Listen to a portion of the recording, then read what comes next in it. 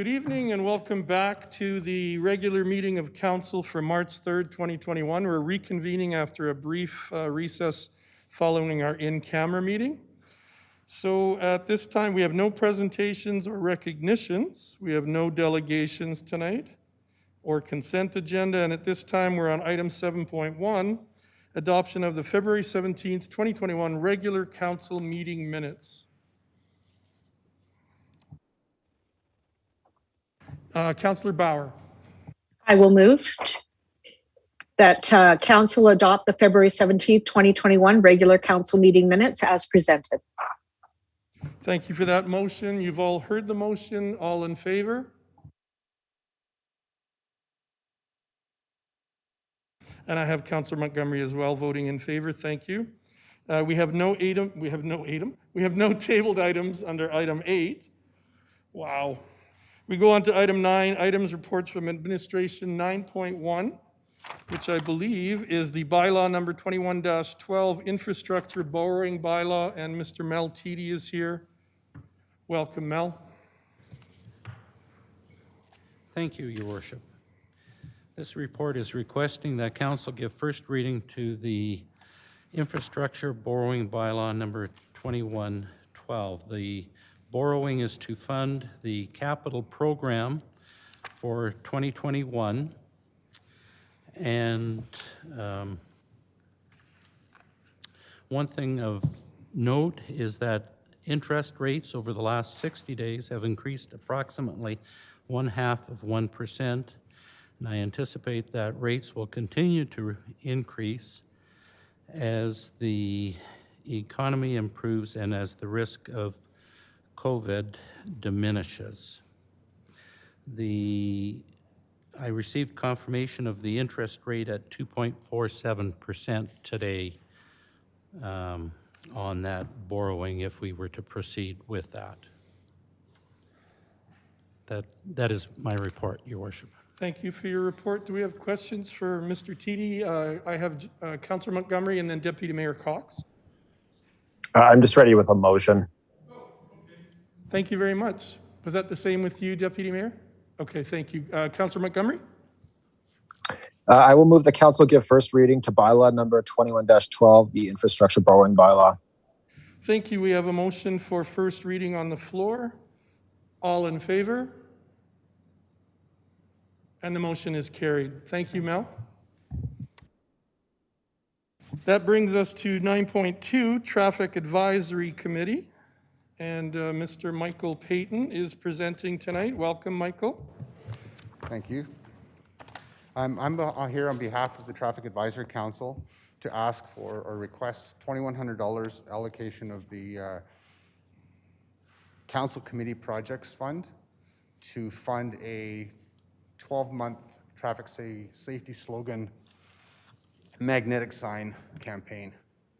So in 2019 to 2020, the Traffic Advisory Committee ran a magnetic sign, traffic safety slogan, which raised awareness to different different concerns that were raised by the committee.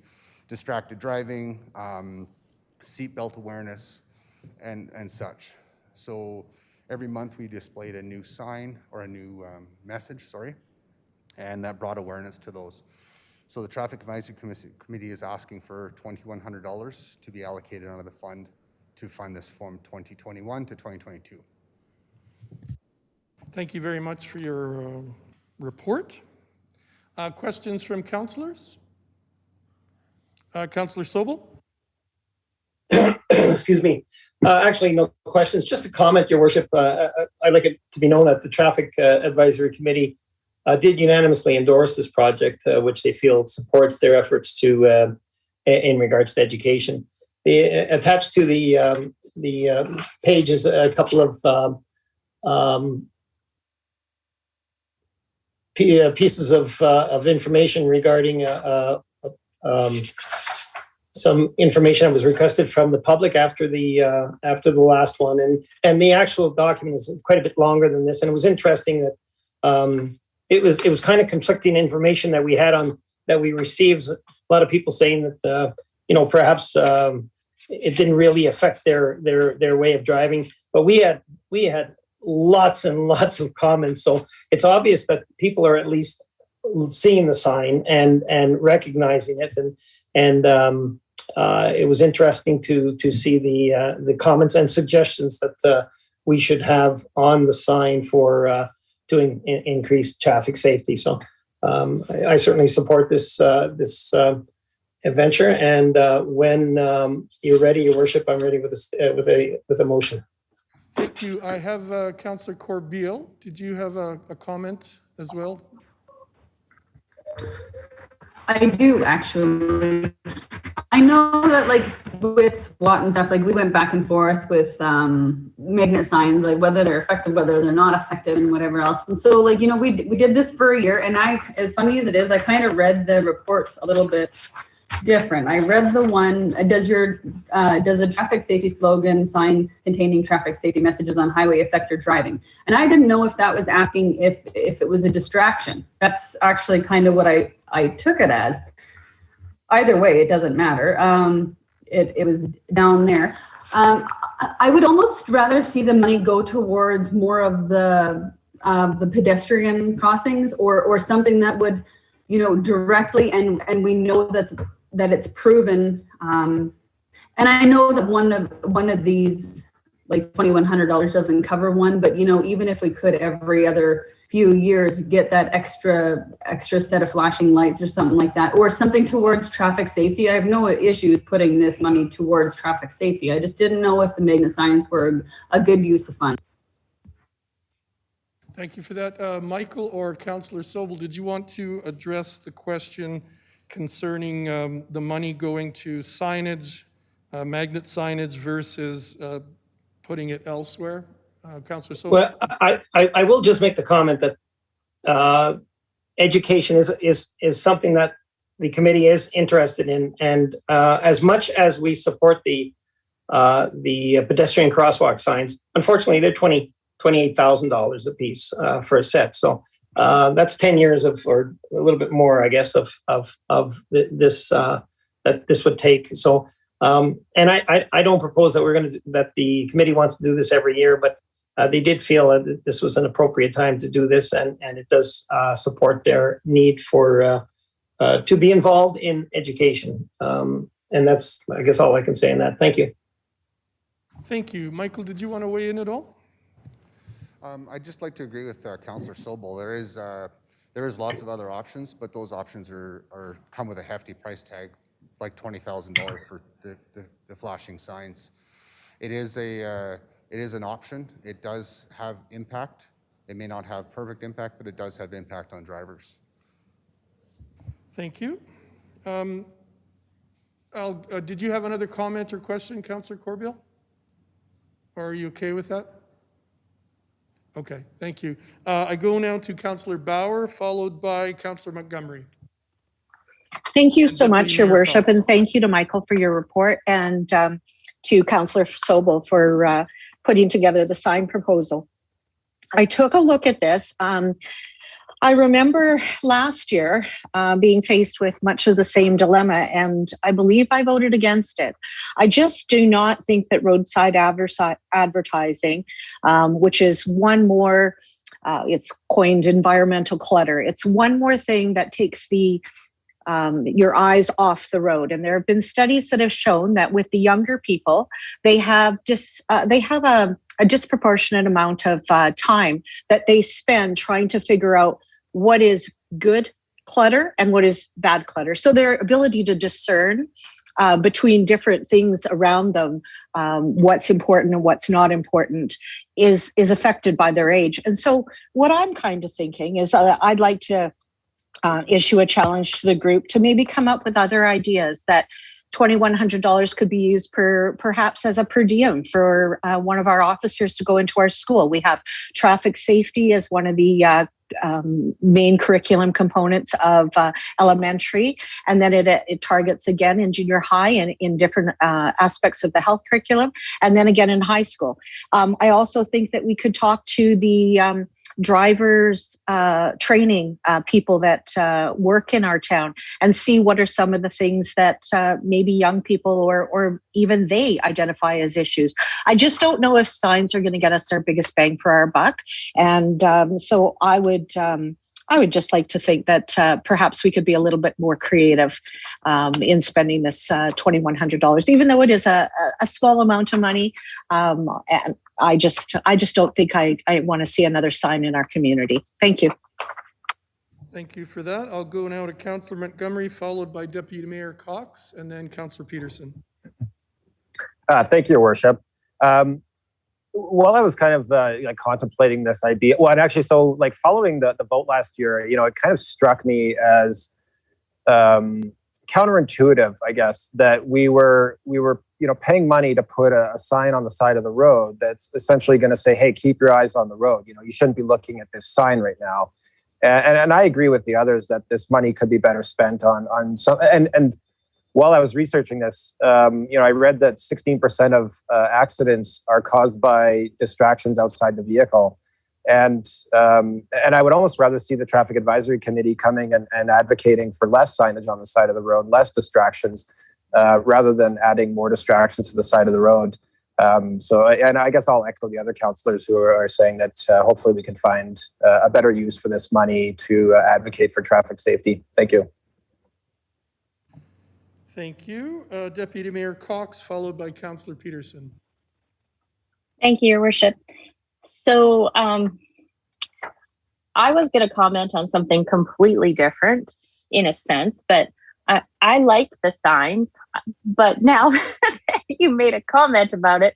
I do read them, not sure if it does distract me or not distract me. But my comment goes to if we're going to support anything and it is going to be the traffic advisors, that committee sits, they are the ones that have done the research, they know what they're doing. But my big, I guess, yay is this is a Strathmore business, and COVID has taken a very large toll on our entire community. And I would support this because it is a Strathmore business. Thank you, Deputy Mayor Cox. Councillor Peterson. And can I just check in, Councillor Bauer and Councillor Montgomery, did you want to speak again after? No? Okay, thank you. Thank you, Your Worship. I in anticipation of this coming forward and in anticipation of the conversation that we had the last time this came up, I did some research. And one of the things that I definitely saw both in the Transportation Research Policy and Practice and in ScienceDirect.com, I think were the two other ones that I looked at, plus some studies that were done in education on children, was that roadside signage, especially signage that was geared toward getting the attention of younger drivers, was extremely impactful. And so I think it is an inexpensive way to focus on needs in community. And certainly there's always more research that can be done, but I think at this point it is a very, very inexpensive way to get the message across. And definitely the research does show that it doesn't have the distraction of other things such as texting, talking on the phone, eating while you're driving, and all of that. All of those studies show information relevant to that. And but they did speak quite highly of good messaging in traffic advisory, that it was very useful within community. So I am in favor of this, and until we can get more of the $28,000 signs in our community, which have been also extraordinarily effective, I think this is a good intermediary step.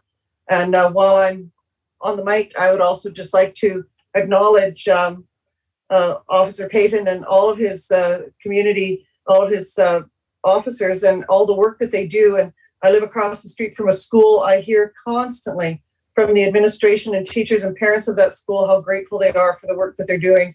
And I also am mother to teachers who do bus supervision, who are equally grateful for the high presence of our bylaw in our community and our peace officers. So thank you very much for that.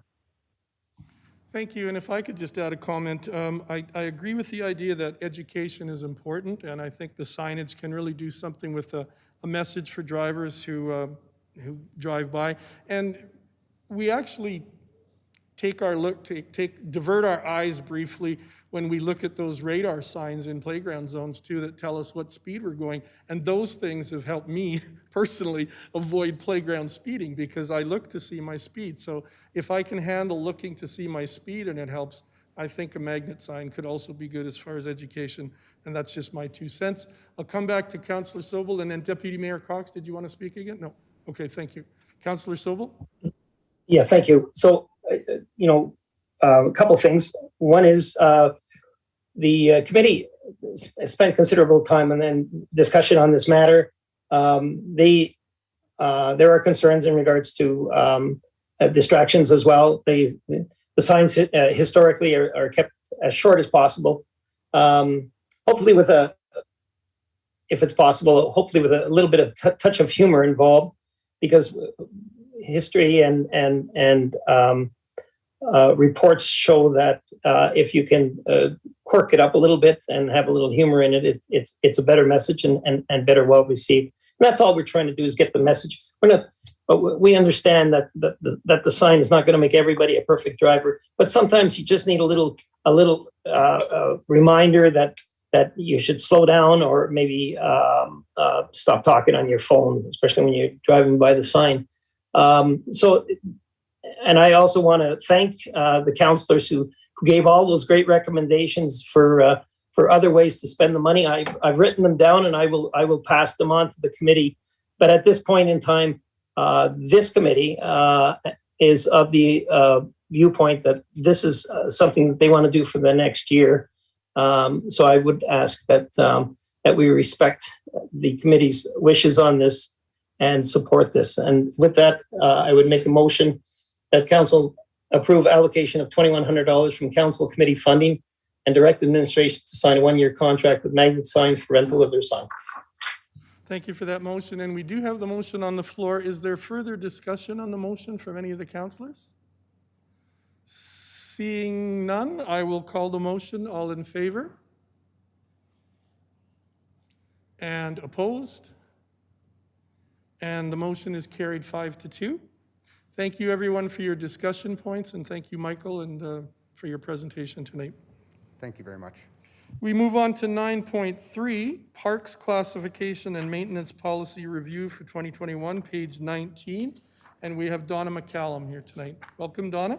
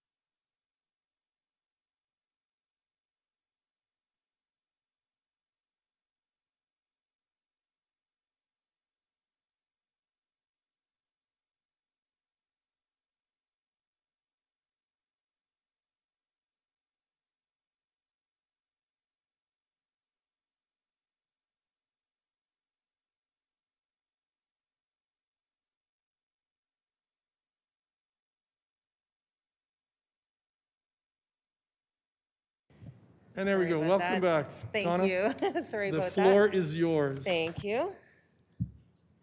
I heard there was a clicker as well here. I think it's that. Is my clicker? Oh, geez. Again, technologically challenged. I'm really sorry. Okay, so this evening I'm here to update Council on the Parks Classification Policy. In 2020, Parks maintains approximately 170 green spaces. I did make one error in this presentation. The entire town is 7,000 acres. We do not maintain 7,000. We maintain 277 acres of green space and park space. We employ 18 seasonal staff for the summer maintenance, and we extended 2 of our seasonal staff this year to assist with our winter operations. With regards to this policy, we did do a couple of additions to this. We included the mowing frequency addition and as well as a definition of naturalization to the policy, which I'll get to later in the presentation. So in my operations update earlier this year, we talked about some of the challenges we faced, and I'll just cover these a little bit as well. Because of COVID, we had a contingency plan where we had to have multiple crews, which we split up into 2 different buildings. COVID did cause us to have a little bit of a late start to the season, just getting everything organized and how we were going to make everything work. Some of the new protocols meant that some of the staff showing symptoms of COVID had to take time off just to keep everybody safe. We implemented new safe work practices and procedures, which meant a little bit more time spent on daily tasks. One example of that would be with regards to changing public garbage cans. So they had to sanitize everything prior to touching these high touch points, basically. As everyone's pretty much aware, we also had to operate the splash park with a generator, and we had staff monitoring the number of patrons at any time in the park.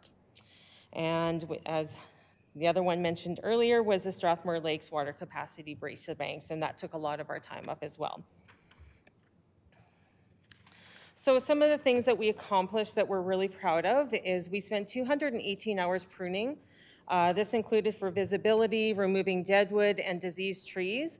I think this is one of the first years that I've heard through staff that historically have told me there's never been a pruning crew run through the town, and so our 2 full-time and our 2 seasonals that we kept on worked at pruning and removing a lot of dead and diseased trees. We spent 658 hours on litter control. This includes illegal dumping, 170 hours on mowing, 2,332 hours on bed maintenance, and we planted 967 flowers, and we maintained those flowers. And we also increased our Christmas light display around Kinsman Park. And one other notable mention I'd like to say is having dedicated staff in the downtown core to maintain everything from down Lakeside all through downtown to Lambert all the way down to the library. So some of the improvements going forward that we're going to implement, as I mentioned earlier, we've now included mowing rotations with a number of how many visits each park and green space will have each season. Another one we're focusing on is the turf and plant health, and this is going to include aeration and fertilization. The fertilization we started this year, in particular up in Wildflower, kind of one of our test areas, and there was still a lot of dandelions, but the grass actually did pretty well up there, so we do want to work on this program a little bit more.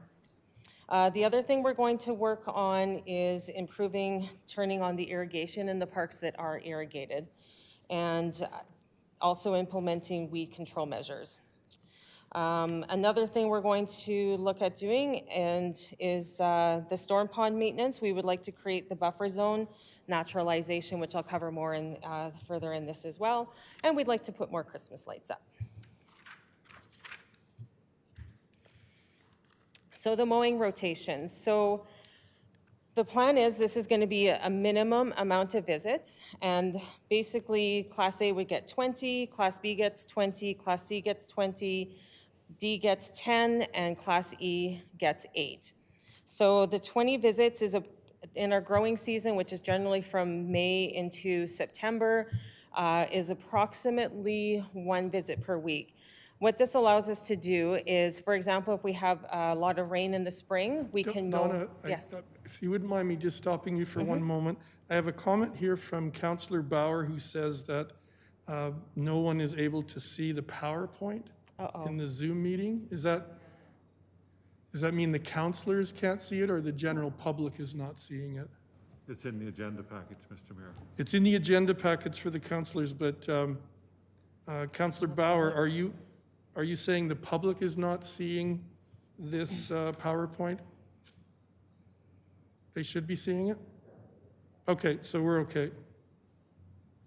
I hope that helps, Councillor Bauer. Okay.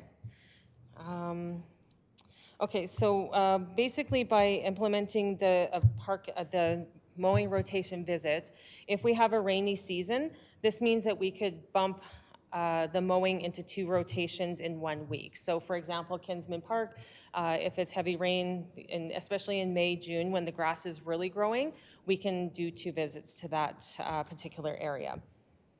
Another important one I'd like to point out is Highway 1. As this is our first impression as you come into town, we really want to enhance our maintenance on there. We are cutting boundary roads and the service ditches in there. There is a section that historically hasn't been cut that we're going to start cutting this year as well.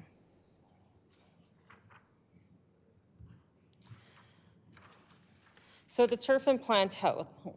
Aeration and fertilization for our Class A and B parks with irrigation. This will be scheduled a minimum of once per year in the high-use areas.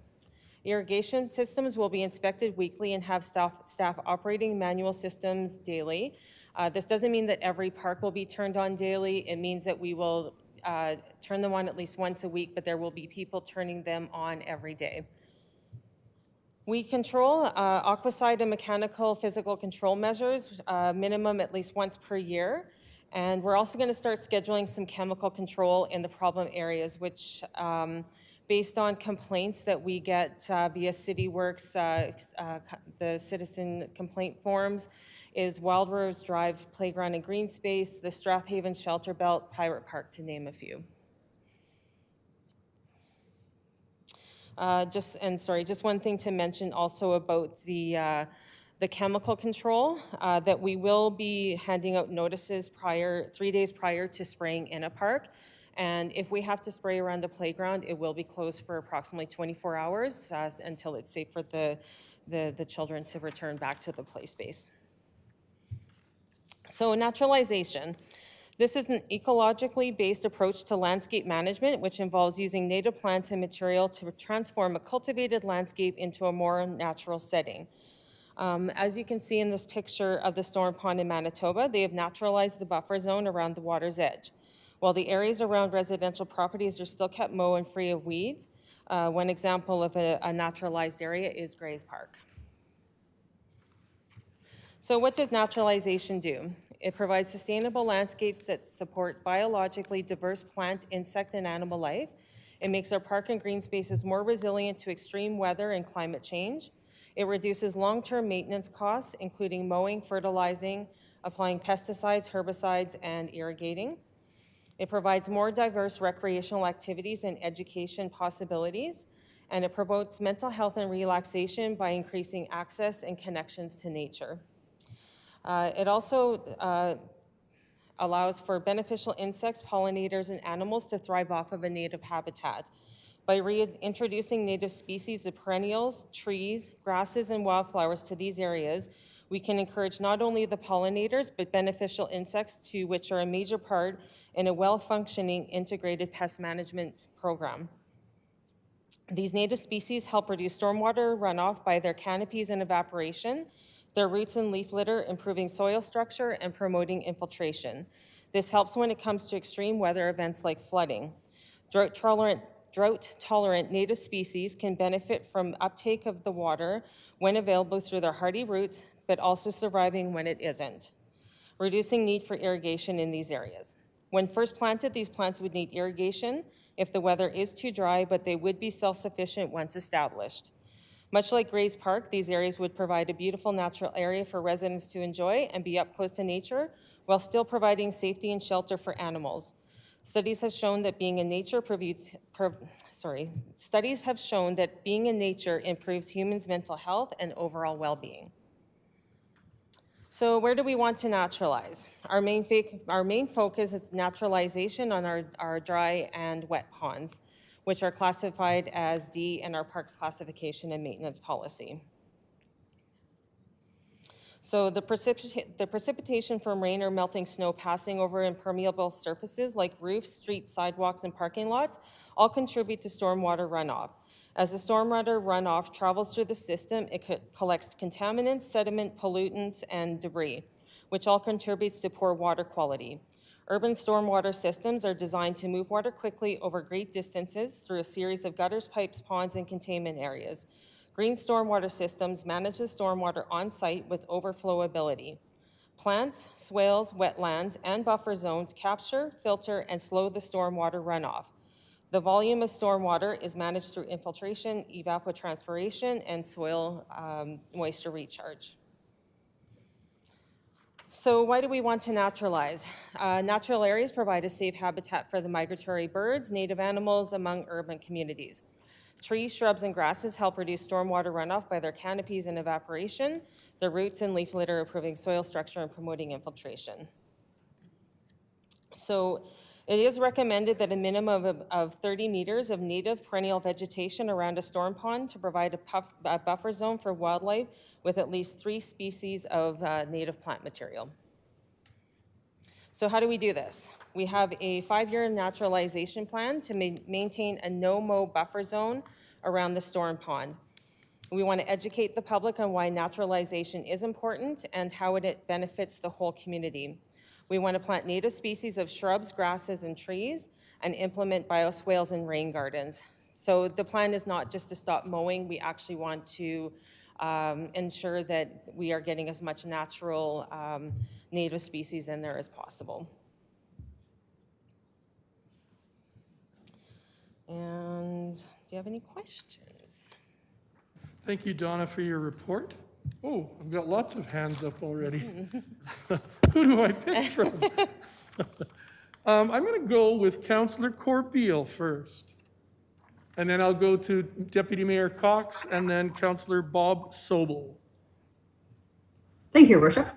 I do have a quick question for you, Donna. It's in regards to Class A. You know, I don't know if this has been looked after or not. Like, I believe that the soccer field, that the Strathmore soccer, they maintain that. But is it town? Is it? Which one? Which soccer field? The one by the ranch and Aspen or whatever. It's in behind there. It's the where the Strathmore minor soccer plays. Right. I believe that still belongs to the developer, and the Minor Soccer Association takes care of that.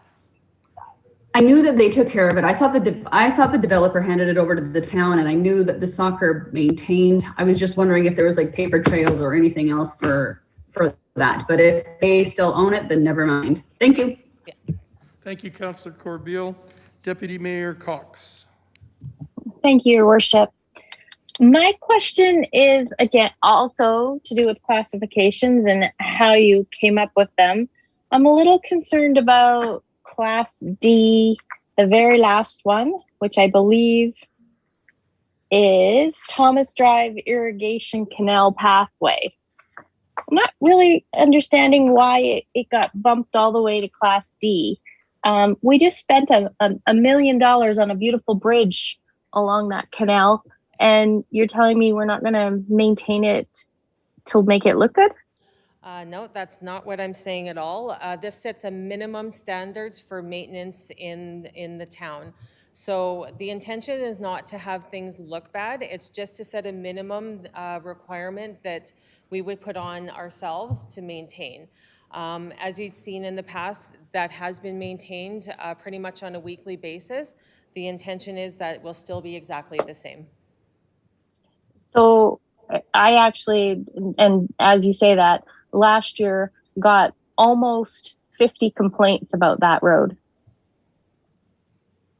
because it wasn't being mowed to what everyone thought it should be. Well, we do keep track, and we were in, aside from the rainy season, like we do go in there on a weekly basis and cut our entire rotation. We can cut the town on every green space and park space within 1 week. Okay. Okay, thank you. And please, if people are bringing those concerns forward to you, by all means, have them reach out to operations, because we will address them as soon as they are brought forward to us. Yeah, and what I did last year was I forwarded them to the citizen complaint forums, as well as the ones that said they couldn't, they were technically challenged. I filed on behalf of them. So I did file quite a few last year, as well as I'm assuming they did, if they did. So, I mean, that part of it is working. Someone did respond to me and so on and so forth. I got a lot of complaints about that road specifically. So just heads up, Okay. No, could be coming back again. Thank you, Deputy Mayor Cox, Councillor Sobel, and Councillor Corbeil. Did you want to speak after Councillor Sobel again? No? Okay, thank you. Councillor Sobel? Thank you. Thank you. And thank you, Donna. And thank you to your team and anybody else who's been involved in this. It's kind of crazy, but I really find this very exciting and the job you're doing. And I, no slight to anybody who complained about Thomas Drive, but I walk that on a regular basis. I really didn't have anything to complain about last year. So I really like the direction we're going with so many of your projects. There's too many to even talk about. So thank you for all of that. So the questions I have 4. One of them is, in regards to accomplishments, you listed a number of accomplishments, and I thank you for that. Do you have any idea how many trees were planted last year? We didn't plant any trees last year. Just with COVID and getting a late start into the season, we were not able to plant any trees last year. Oh, you guys went to planted them at the municipal building? No, it was not us. That was a contractor that did that as Gotcha. part of the project. The Okay, only trees thank you. planted were from Communities in Bloom this year at the Edible Birth Forest. Right. Okay, thank you. Next one is I came across in Class A Heritage Times Square, pardon me, and that's a pet peeve of mine. So obviously it's going to be trimming is going to be looked at on a regular basis. Do you know if the water fountain is going to be turned on in there? Yes, it will be turned on in there. It was missed this year as well. Yeah. Bonus, thank you. Third, I came across tree diseases, and in my frequent walks around town, I'm seeing a fair amount of black rot on privately owned trees. Do you have a plan in place, some kind of advertising or a way to notify the town of some serious black rot so that perhaps the owner can be notified and asked to trim their trees? Absolutely. We do have a letter that we issue to residents when it's basically complaint based. So if another person has a concern about the black knot in somebody's tree, they'll either contact us via telephone, CityWorks, or a citizen concern form, and we will issue that letter to the resident and sometimes have to use the assistance of municipal enforcement to help take care of that tree. Yeah, it's such a contagious disease. It is, yes. They eventually they're going to spread to our trees as well. That's it. Thank you, and some great work being done on the weed control. So I thank you again for that. You seem to have found the right level of chemical as well as added water and soil. So thank you very much for that. Thank you. We're working on it. Thank you, Councillor Sobel. I go now to Councillor Montgomery and then Councillor Peterson. Thank you, Your Worship. And thank you very much for the report, Donna. I just wanted to correct something that was just said. We didn't spend $1 million on the bridge on Thomas Drive. It was slightly less than $200,000 from what I understand. just so that the public is aware of that. Thank you. Thank you, Councillor Montgomery. You might have saved us from being run out of town, especially me. Councillor Peterson. I only have one question left, Donna, and that is, do you maintain the dog park as well? Yes, we do. And what category does it fall into? The dog park, I am pretty sure, is under an A class because of the frequency of visitors. And the just related to that, do you have to do the maintenance on this section that we've used in the dog park and the Ag Society? Yes, we do. Those are all my questions. Thank you. And I am just humbled by the amount of work that I've seen your operations do. It's a credit to our community and certainly a credit to you and your people. Thank you. Thank you. Thank you, Councillor Peterson and Councillor Bauer. Thank you, Your Worship. I also want to just echo the words of my fellow councillors and say, Donna, you really did perform exemplary work during a very difficult time. And I thank you for being able to split up the challenges you face, but celebrate the actual accomplishments. I would tend to agree that there may have been a few more that you missed. I think that you're being a little bit humble, but and one of them being that you tend to keep people. Your operations staff come back year after year, especially the seasonal staff, and it's because they have a very positive experience, and that's something you're to be commended for as well. You guys really work as a team, and I see a lot of happy faces when I'm seeing people picking up garbage and litter and mowing lawns. And you know what, you're out in the community, and it's a tough job, but you do it with grace, and I appreciate that.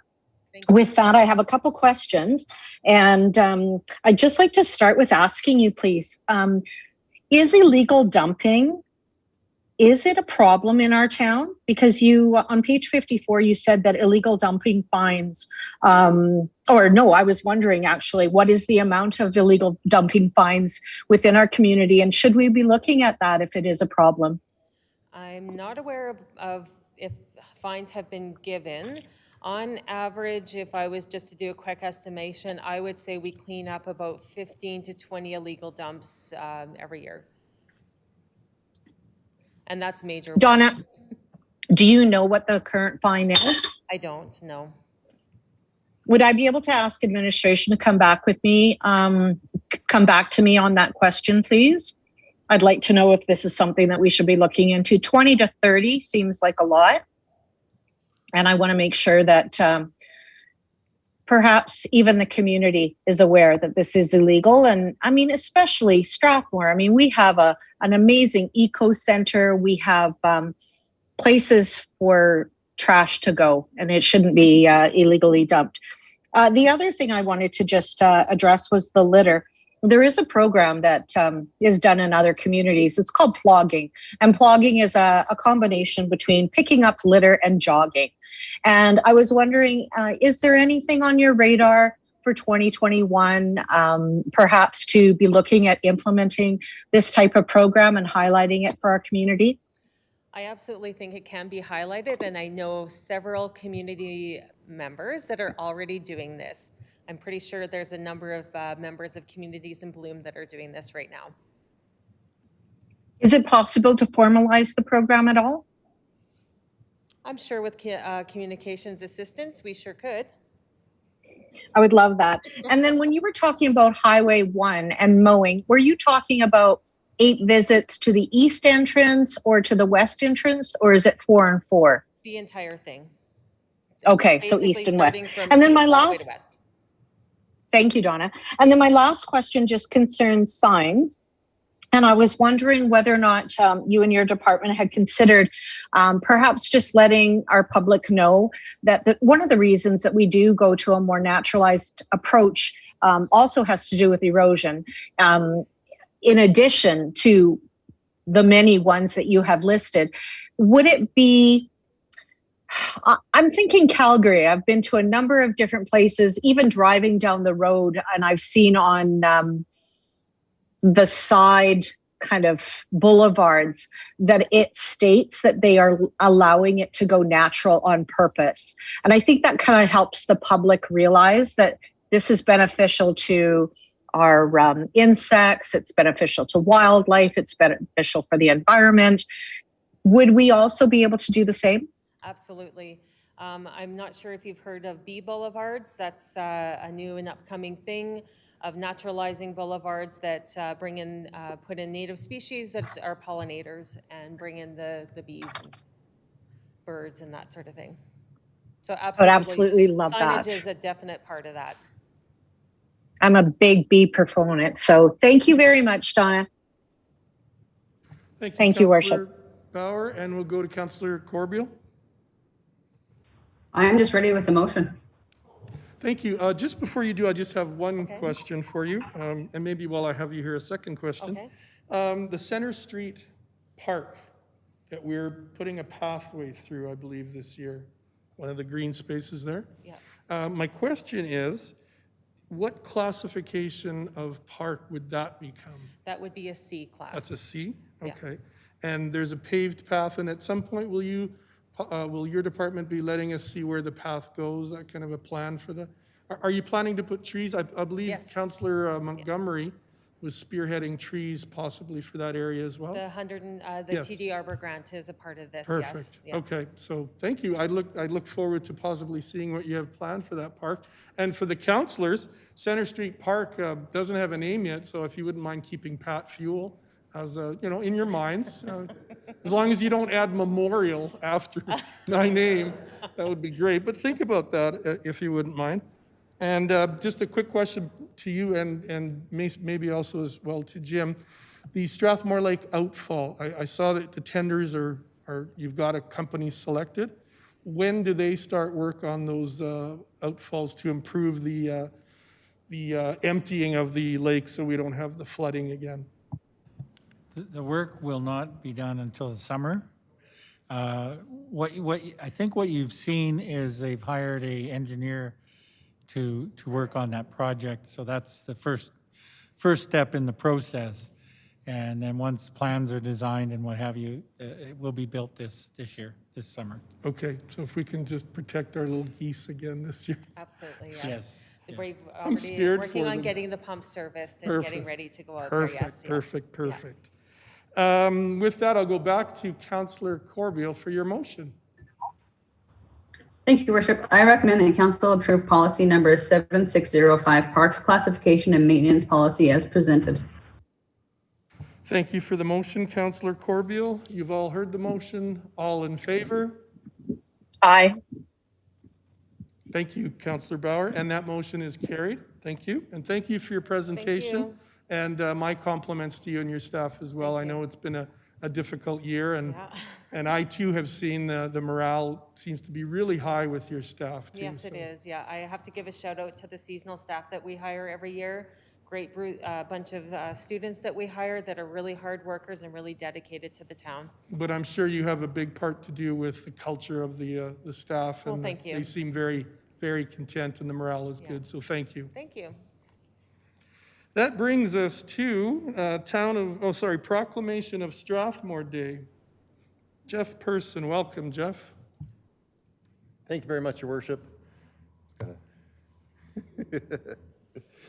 Get fancy here. Thank you for giving me some time here to come tonight and talk about what I hope is a bit of a good news event. The event strategy that we've been putting together for the community, as much as it's about building out some of the events that we've historically organized as a community, it's also about adding some more signature events.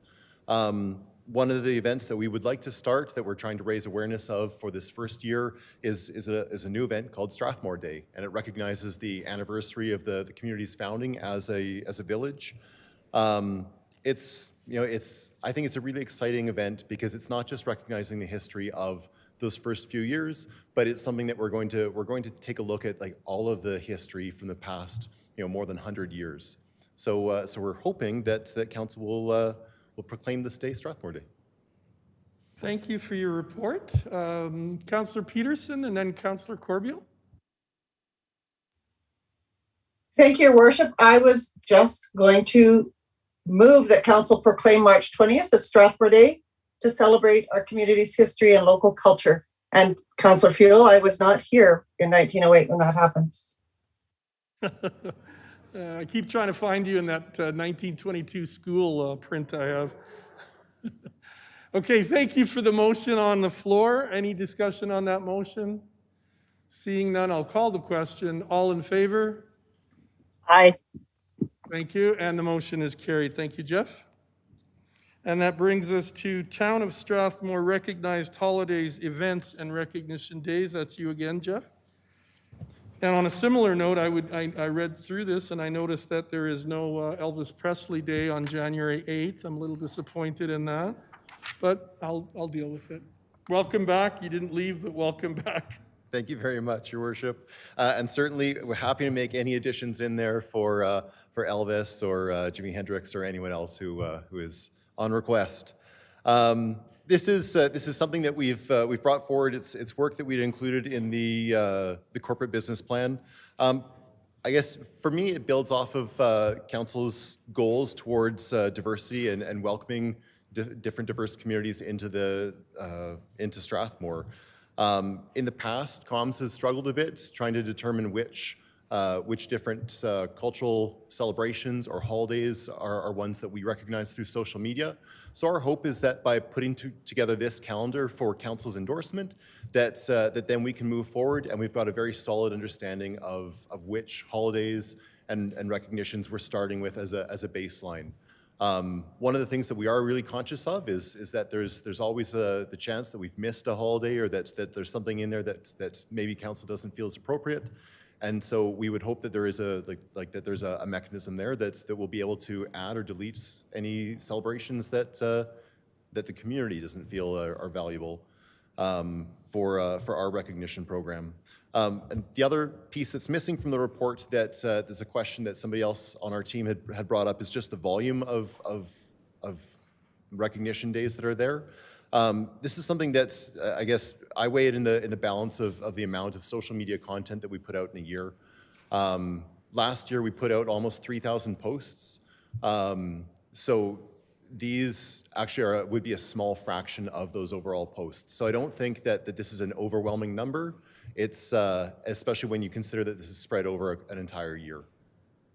So I apologize for the volume of the report there, but I think this is a really comprehensive and a really demonstrable way of the town welcoming all these different diverse cultures. Thank you very much for your report. Councillor Corbeil. Thank you, Worship. I appreciate the report, Jeff.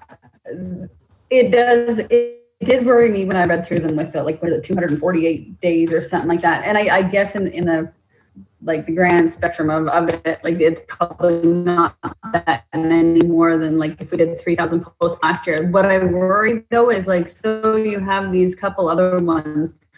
I know I personally have those that you follow and you just scroll right past and without reading it. And I don't want some of our really important messages to get scrolled through. I think that there is such thing as too much communication. I'm all for inclusiveness and everything else. I don't know if this essentially needs to, I shouldn't say take over, because obviously it doesn't take over if there was 3,000 posts, but yeah, like I said, I'm not sure where I sit on this. Thank you. Thank you, Councillor Corbeil. Councillor Sobel. Thanks. I just need some clarification, please, Jeff. Thanks for this. Is it your intention to just mark the whatever special day it is on a post, on a Facebook post, or are you also including some information about what the day's all about, why it's there? Thank you very much for the question through the chair.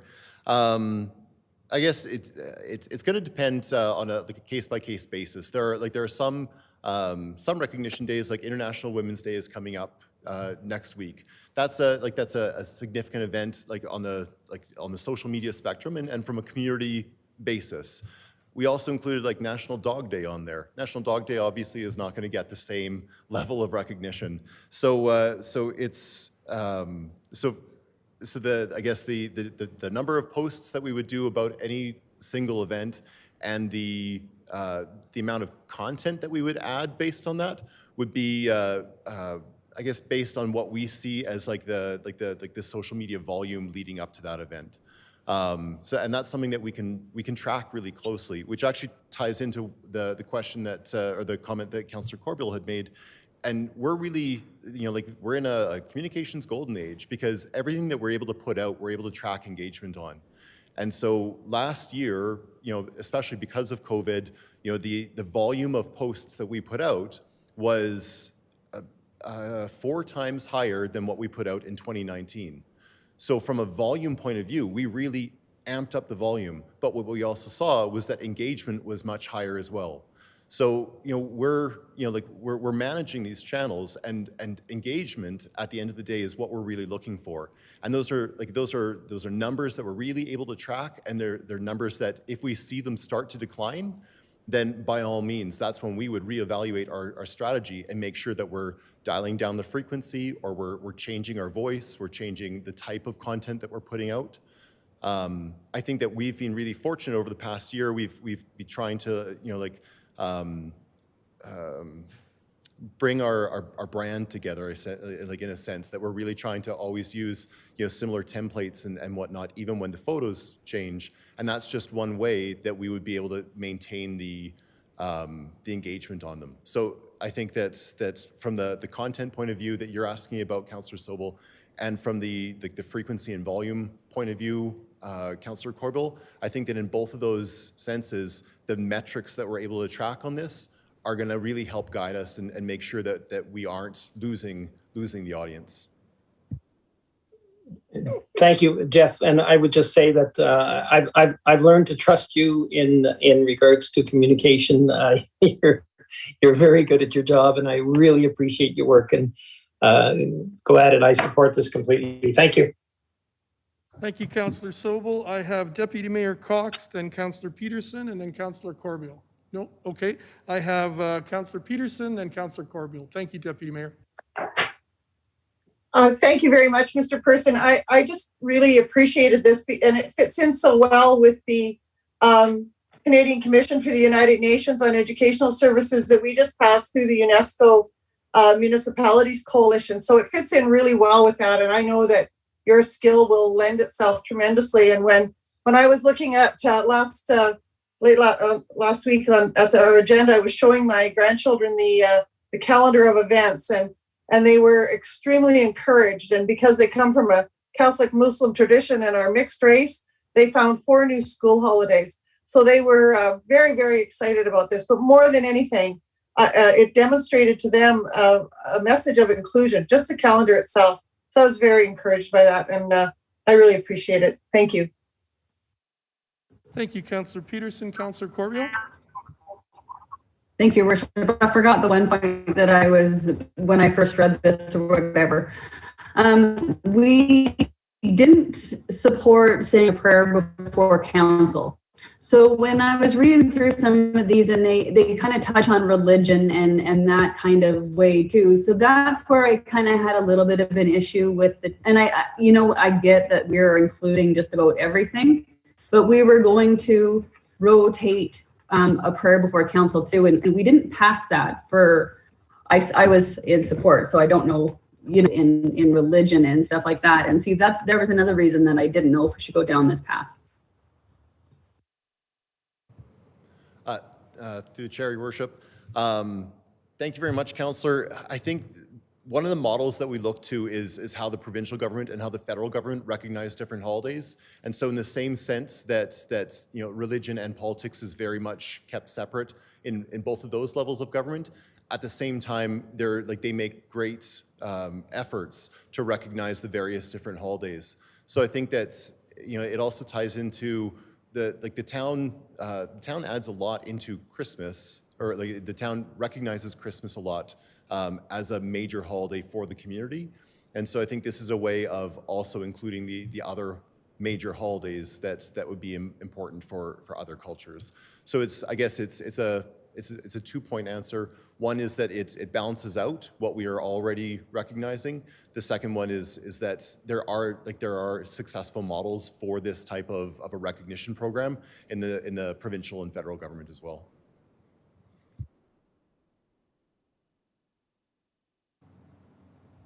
Is that okay, Councillor Corville? Are you satisfied with that response?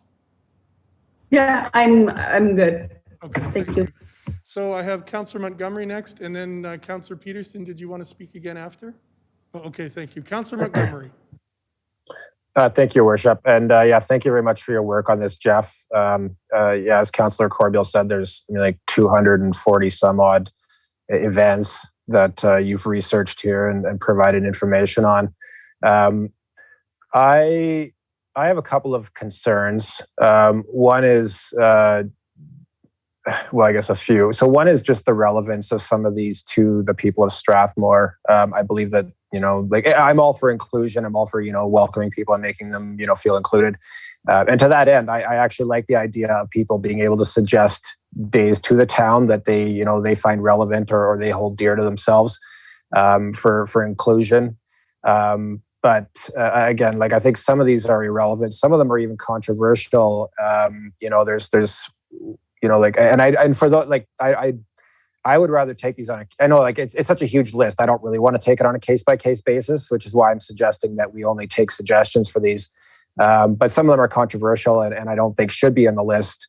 And then the other issue too is I get concerned at like the ever growing workload that's being taken on by the comms department and by the town administration itself. We can always find a new task or a new job that administration can take on and hire somebody for it and expend resources on.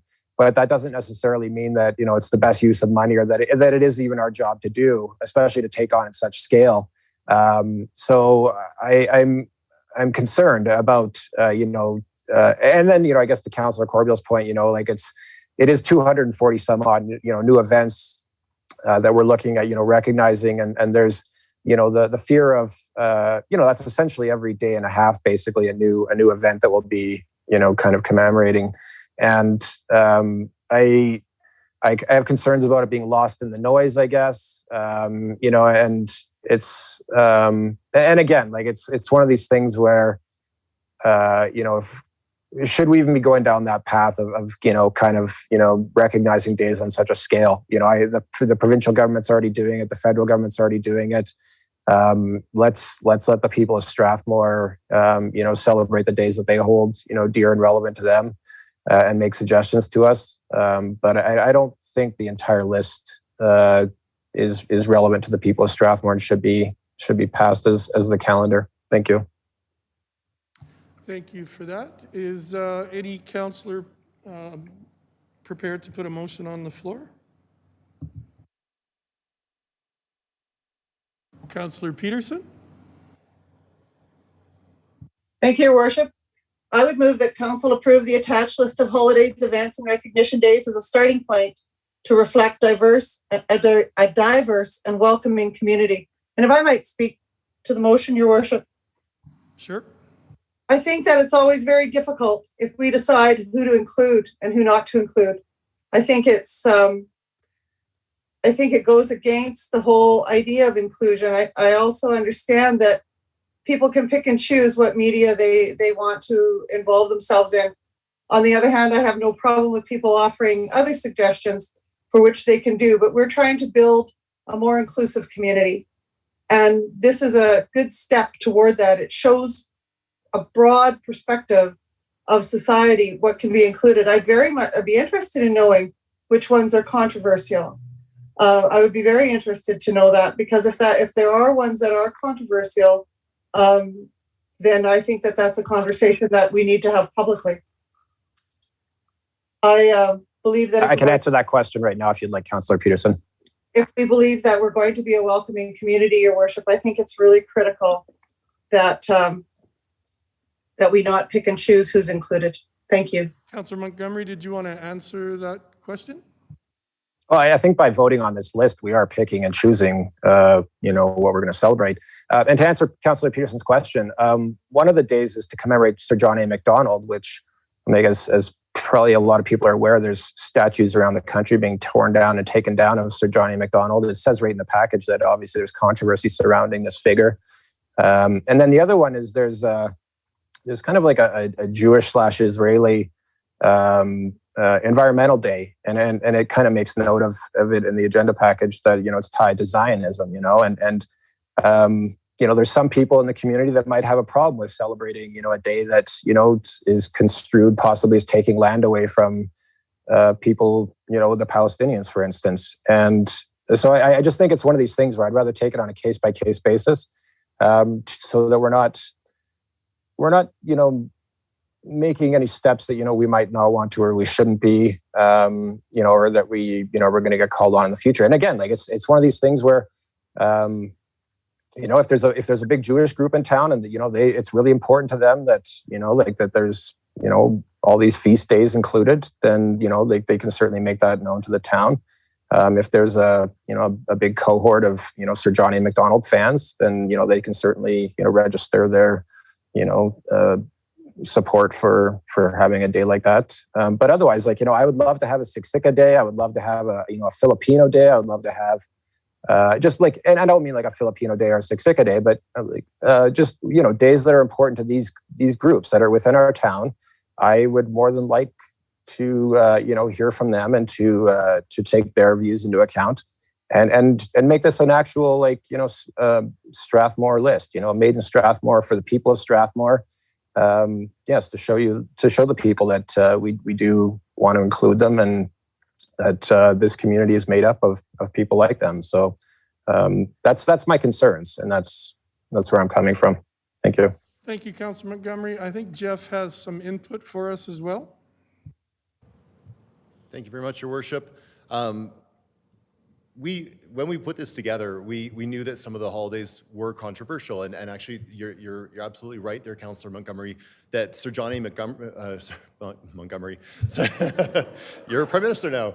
Sir John A. Macdonald's Day was one that we knew that would be a controversial decision, especially given the amount of work that we're doing around to rebuild a relationship with Siksika Nation. But I think that the perspective that we took when we put this together and when we talked about some of these holidays was that it's better for us to be involved in the conversation than to not be involved in the conversation. So for us to put that day out there doesn't necessarily mean that it's a recognition day for us. It doesn't mean that we're in effect condoning it. We can put a piece out there and we can say that today is a day, John A. Macdonald Day, is a day that the federal government has set aside as a national recognition day, and this is why the federal government has put this forward. But we also have to look through the lens of truth and reconciliation, and here is how our neighbors on Siksika Nation and other Indigenous peoples across Canada would look at that. And so it's not just, these posts aren't just a celebration of each post. Each post is also an opportunity for either education for people who might not know that that is a holiday or a recognition day, and it's also a day for us to get ourselves involved in that conversation. And I think that since truth and reconciliation is such an important part of what this council has mandated during this term, I think that even though it's a controversial holiday, that's an important holiday that we would still start a conversation about for our community. So that's the perspective that we took on it. But at the same time, the reason that we've brought this to council is obviously to know what you would like to endorse. So if there are holidays that are on here that you don't feel are appropriate for the community, then absolutely we're happy to do additional work to bring it to the point that you think that it reflects the community. Thanks for that explanation, Jeff. And I totally get it. I get what you're saying. I'm just not sure that as we're working with our partners in Siksika to fight racism, that they would appreciate us having a day where we're even recognizing Sir John A. Macdonald at all. And as I said, if it's already recognized by the federal government. He was a federal figure. He's not, he's not from Alberta. He's not, tied to Strathmore at all. There's no connection to Strathmore for us. It seems just kind of, and I understand, like, you went and you found the federal, commemorated days or recognized days list, and you just kind of threw it in there, and the provincial days. And so I understand that a lot of these are not, not intended to be relevant to Strathmore at all. And I'm just saying that I would prefer that we have a list that is actually relevant to Strathmore. And yeah, and I guess, if there was a controversial Strathmore figure, that we wanted to commemorate, like, that would make more sense than, putting our necks out for, somebody who's not even, from the area, and as I said, it's just kind of, and like I said, there's other ones in there that are totally irrelevant to, Strathmore as well. And I think our resources, our time, the time and the town staff time, could be better directed rather than any focusing any energy on some of these events. Thank you. Thank you, Councillor Montgomery. Councillor Peterson. Thank you, Worship. I just see that this is an inclusionary space. I have worked in Siksika for decades, and certainly we use the opportunity for recognition for national figures that to discuss their context in the context of the history of both the Siksika Nation and other people. And it gives a space for that to happen. It's not that we're holding them up as something extraordinary. I think that it is a very worthwhile undertaking. And Strathmore certainly historically does have a big connection to John A. Macdonald because he was critical to the Canada Pacific Railway. And certainly that is a huge part of our own history. And so we don't have to like him. We don't have to like everything he did, but it's pretty good to know about him. So I'm appreciative of this, Your Worship. I think that it's not taking up a lot of time or space. I hope that other people will come forward with things. I love seeing Siksika Day here. I love seeing Cat Day. I think that it's a space where everyone can find inclusion in a community that is striving really hard to find space for everyone. Thank you, Your Worship. Thank you. Is any councillor prepared to put a motion on the floor? I think I did, didn't I? It is on the floor? Okay, sorry. It's been a while. So we have a motion on the floor. I think you all have it and you've all heard it. I'll call the question. All in favor? And opposed? And the motion is defeated 4-3. Thank you. Jeff, thank you and your staff, your comms team, for all the work you did on this to bring it forward to us. And that brings us to 9.6, utility late payments. And Mr. Teedy, why didn't we have this one? Your Worship, may I please ask if I could make a motion? You want to make a motion regarding? Your Worship, I'm just wondering if whether or not we could not completely give up the idea of recognizing holidays, events, and recognition days, but make it more tailored towards Strathmore. I think this list is very exhaustive, and I was wondering if I could perhaps ask if I could direct administration to perhaps consult the community and make a list that would be more applicable to Strathmore residents, please. So you're looking for a motion to direct administration to create a list of dates to celebrate that are specific to Strathmore? Is that correct? That come from Strathmore community members as well. Let me just check with Legislative Services. Jennifer, that can be done. Would you like to make your motion then, Councillor Bauer? I move that Council direct administration to consult with community and prepare a list of holiday events and recognition days that would be a starting point to reflect a diverse, welcoming community that Strathmore is. Thank you. So we have a motion on the floor. Is there discussion on that motion? Councillor Peterson? Thank you, Worship. I can't support the motion. I think it's exclusionary and it's disingenuous in its opportunity because, again, we are looking to make a made in Strathmore solution to, and how do we become globally inclusionary if we do that? Siksika is not so sensitive that they can't cope with a John A. Macdonald Day. In fact, it would give them a platform on which to voice their concerns. I find this disingenuous in the extreme, Your Worship. Thank you for that. Councillor Bauer, did you want to respond? Yeah, that's not my intent at all. My intent is only I would like this to be brought back to council, but I would like it to be brought back with a little bit more consultation, if that makes sense. I just feel that was the piece missing for me.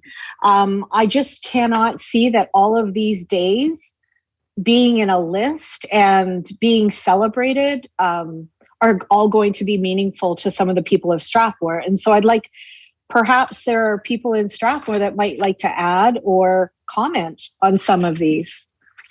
So I'd like to get feedback from our public. How, just a clarification, how would you envision soliciting the public's input? I'd like the list to be put on the website, perhaps, and we would invite comments from our community members. I would be happy to share that list if Comms was to put it out. Okay, thank you. Councillor Sobel? Your Worship, just as a point of order, we're through this object, we're on this item, and we're on to another one, and I'm not so sure that rushing through this at this point is the proper use of our time. I'm wondering if this can be brought back at a future meeting with which would give Comms some time to think about this, and Councillor Bauer to formalize her thoughts in regards to how to go forward on this. We're on to another item here already. Councillor Bauer, would you be comfortable having this come back to us with us to look at this at another time? Absolutely. Okay. Would I have to make a motion in order to do that, so. or I can don't we think just so. ask for it to be brought forward? I think it can just come back to us. Is that correct, Jennifer? Okay. I'm just worried with it being voted down then. that it can't come back. It'll come back to us for further discussion at an committee of the whole, I guess, is what we're talking about. I would appreciate that, the Okay, opportunity to thank you, discuss that, because Councillor Sobel's right. I have not had a chance to think about it enough. Thank you. Okay, thank you. We have Mr. Teedy to speak on agenda item 9.6, and I thought we wanted to have him go sooner. You're okay here? It's late. Thank you. Thank you. Welcome back. Thank you, Your Worship. Administration was asked to bring this agenda item back. We have amended the motion on the first page, but I wanted to just take a minute to point out a little bit more in the way of background and context. A residential home that utilizes 13 cubes of water monthly would have a monthly utility bill of $141. If 2 consecutive monthly payments are missed, the accumulated late charges, and that's what we were talking about on this, for the 2 months would be $11.54. A charge of $53.55 would be assessed when and if the balance is transferred to taxes. So I just wanted to include a little bit more of information in terms of what the dollar amounts were for an individual residential utility user. Okay, thank you very much. Questions from the council? Deputy Mayor Cox. Thank you, Your Worship. Mr. Teedy, when it says 53.55, I think I asked this last time too, but I'm going to ask it again. When and if? When does it get transferred to the tax balance? How many months do they have to be behind? They have to miss 2 consecutive months, and it would be transferred prior to the 3rd month being missed, if it's still outstanding at that time.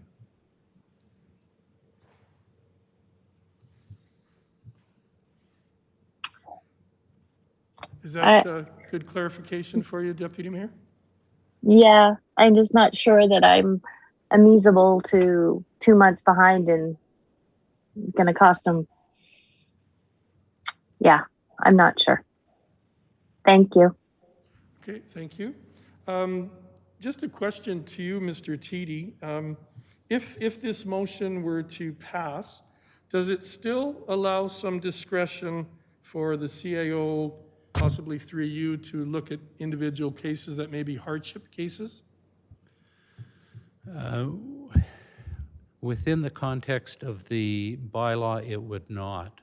We would have to refer the client to FCSS to obtain assistance in some other manner. Okay, thank you. Any other comments or questions from councillors? Councillor Montgomery? Thank you. And thank you very much, Mel, for this. Yeah, I really like the idea of helping our citizens to become aware of and to access, help from other levels of government. Any money that we can bring in from outside the community is great. I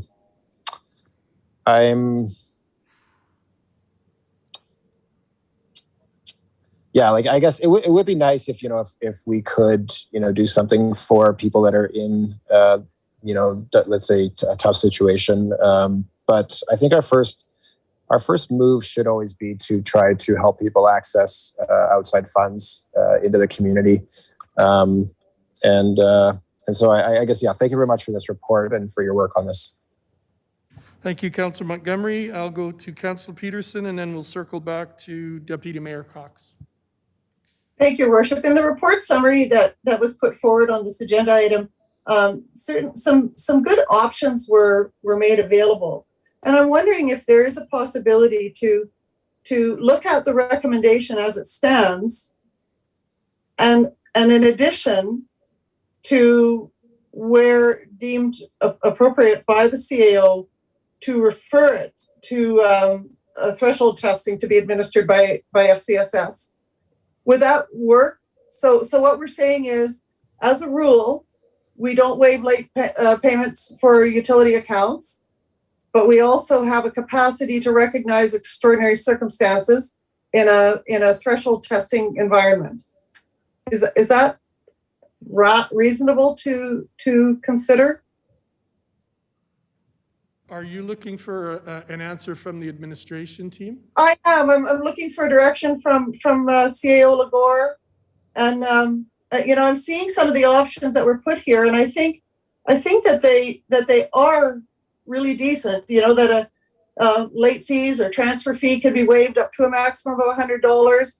I do see potential to be able to do what Councillor Montgomery suggested, to weave that safety net while still being financially conscientious about our bottom line.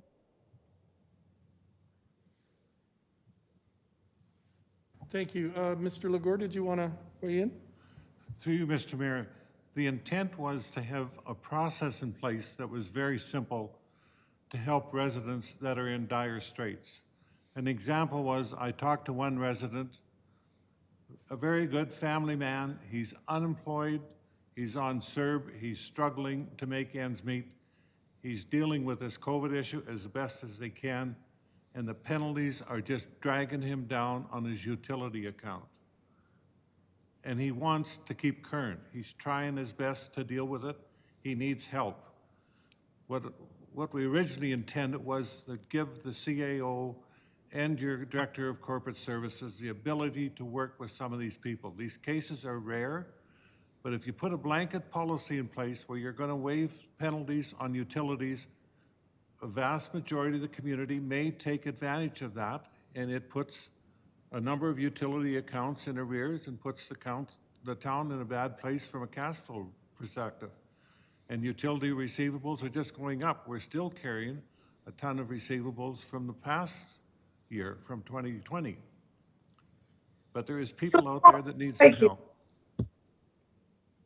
So to follow up, Your Worship, then, you know, what we have done in the past has been to give that discretion to people who really understand the context of the town situation, to be able to make judicious decisions within that context, and to not overwhelm the bottom line.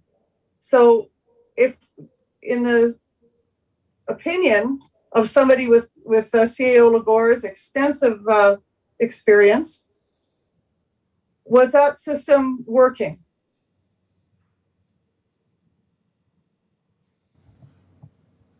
Through you, Mr. Mayor, yes, it would work, but when we presented that to council last time, there was concern that that wasn't appropriate, that it wouldn't work.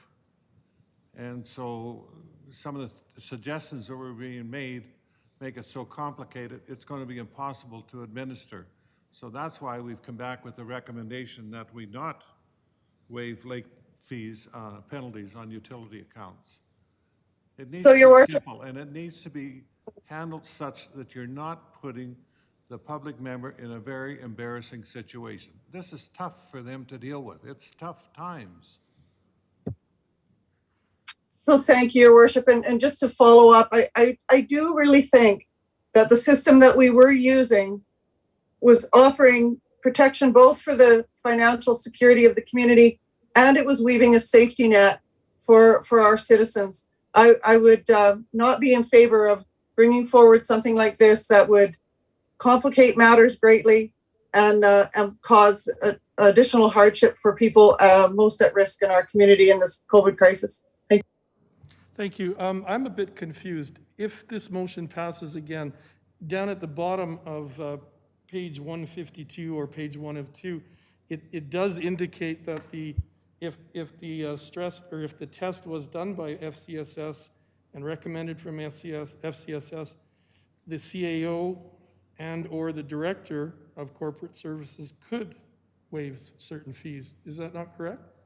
So if we pass this, the bylaw is still solid as far as no late payments are waived, but it does give you discretion using FCSS on hardship cases? What we're suggesting, Mr. Mayor, that's an alternate to what's being presented to you. Oh, okay. I wasn't quite sure of that. So if we defeat this, then we'd have to look at that option as far as a motion. Is that correct?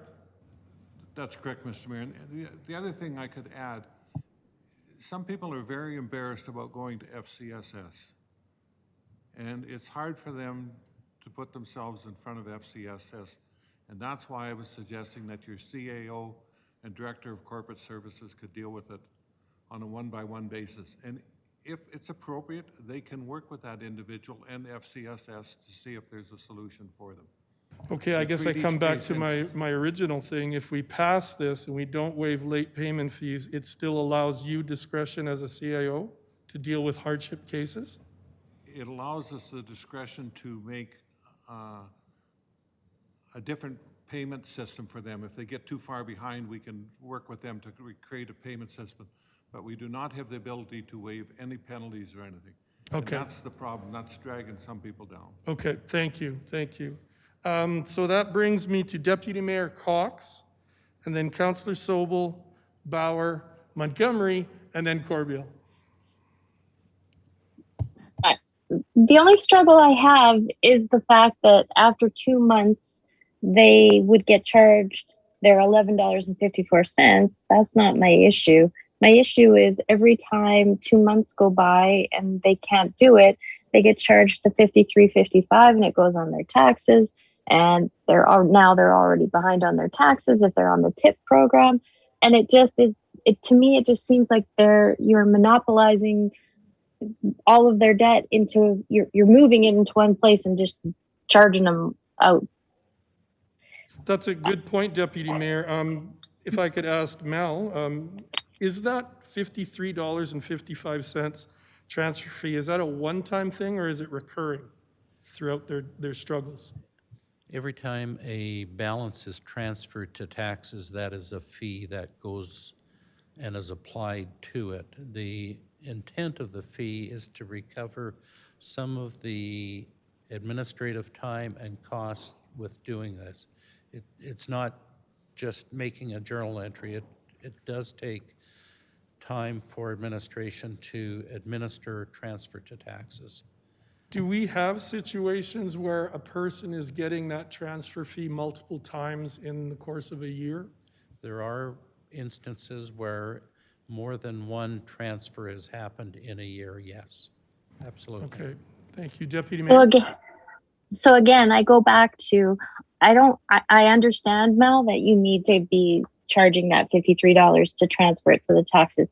My concern is that I would rather see it happen once a year, maybe after 6 or 8 months that they've gotten far behind. I don't, like 2 months just seems like, like I might be able to catch up next month, or I might be able to catch up the next month.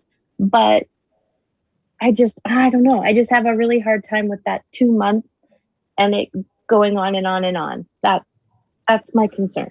I'm wondering if we could look at this motion directly on this and possibly pass this motion on this report and possibly direct administration to come back with the concept of looking at that transfer fee that you're having trouble with, as well as the consecutive months where you might be behind on things. Is that something, and I'll turn to Mr. Legore or Jennifer for guidance on that? Through you, Mr. Mayor, yes, that is possible with the direction of council. Okay, and would you need a motion then to direct?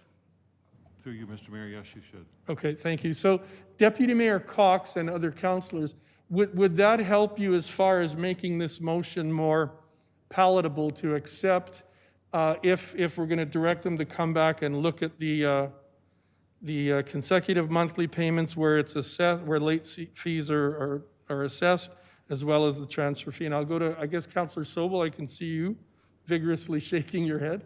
Thank you. And no, it won't, and I won't support this motion, Your Worship. This came back, and please correct me if I'm wrong, someone. This came back because there was a lack of parameters or rules in place which would allow the CAO to take action in regards to penalties. Council was not comfortable with giving him that much leeway to cancel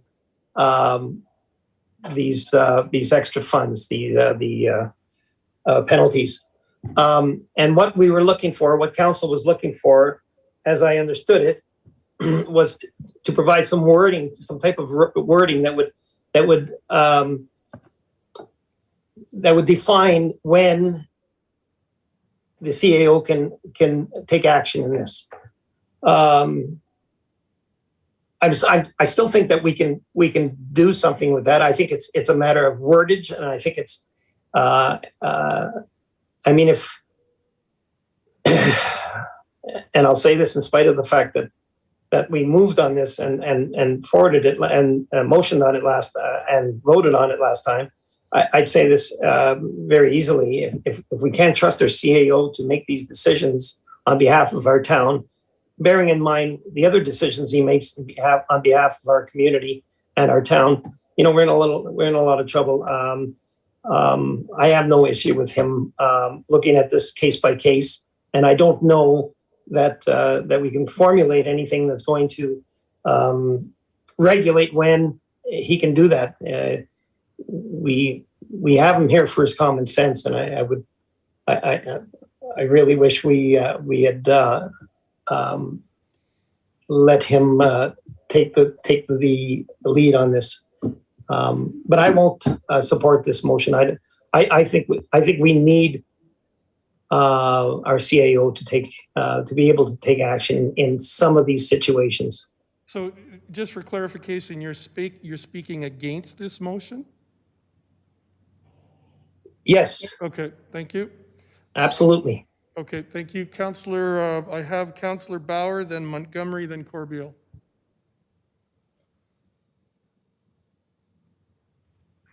Thank you, Your Worship. I didn't know that there was a motion on the floor right now. I thought it was just a recommendation from administration, but I would be happy to go with the alternate option.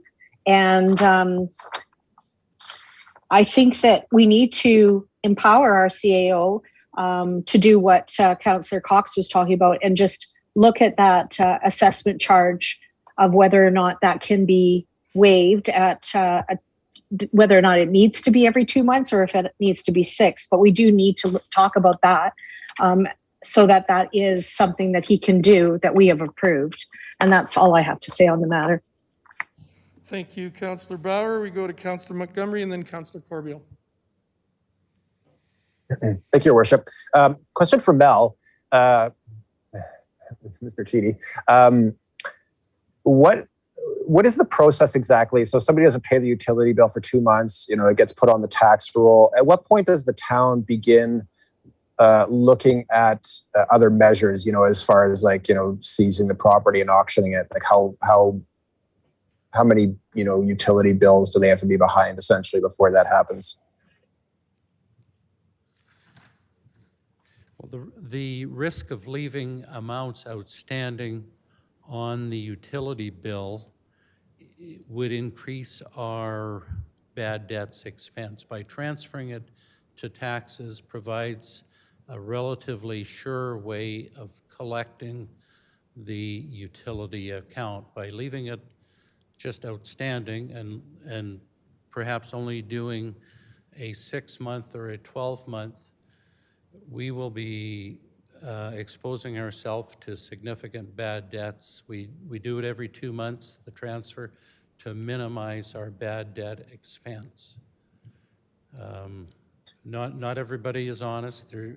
The highest rate of default typically has been with accounts that are open up, people move in, they're here for a short season, and then they move on. If we haven't transferred those amounts to taxes, we will be writing off significant amounts at the end of each year. So we transfer to taxes every month based on the accounts that are behind 2 months, and we move them over. And yes, there is a fee. The fee is to recover some of our administrative costs in handling the past due accounts. Yeah, I understand all that, and I totally agree. I think that's a good policy. I guess my question is so is it just when the taxes default, is that when the town looks at seizing the property? Your Worship, can I just I think that Jason's missing a point. Mr. TD, after your taxes and your utility bill gets too high, do you not do a tax notification on the property? We do a tax notification after the taxes are in arrears for 2 years. Thank you. Does that help, Jason? Yeah, so I guess in theory, somebody could have their utilities rolled onto their taxes for 2 years before we would do something about it? Mr. Legore might be able to answer that. To you, Mr. Mayor, not to that question, but I'd just like to put this in context.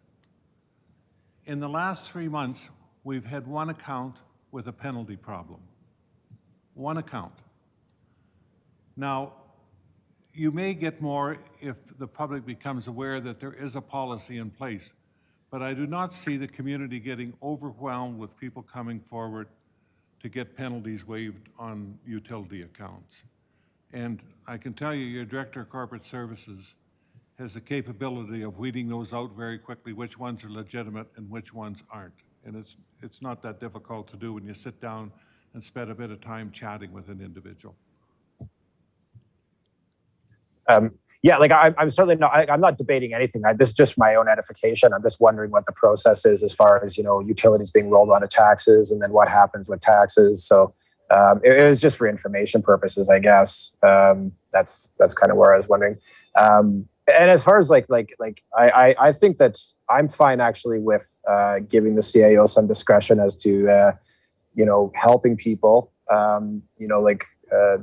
for various reasons. The government has unfortunately caused and I don't mean our government, just governments in general, have caused a lot of hardship for people. And I think it's reasonable that we do what we can to ameliorate that damage that we or other levels of government have caused for people that would put them in this situation. Thank you. Thank you. I now have Councillor Corbeil, then Peterson, then Sobel. Thank you, Your Worship. My reasoning for wanting the tangible criteria was for the public knowledge, and it's kind of like the Oliver twist. Please, sir, can I have some more?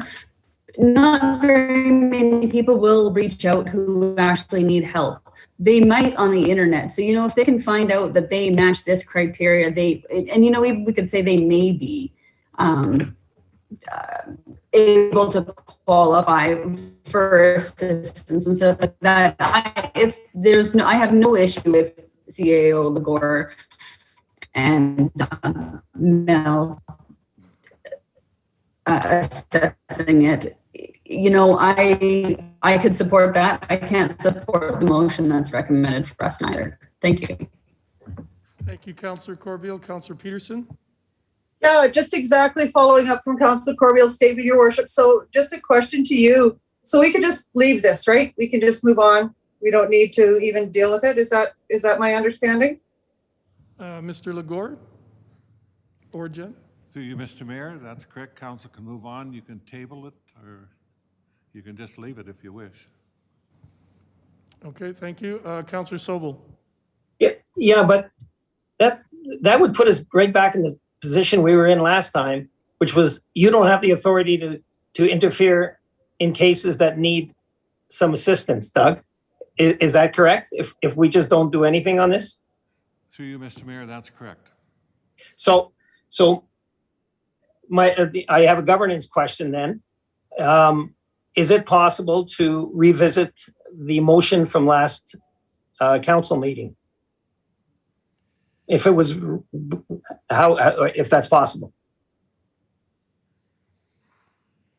That was the motion that gave you the authority in dire situations to deal with penalties.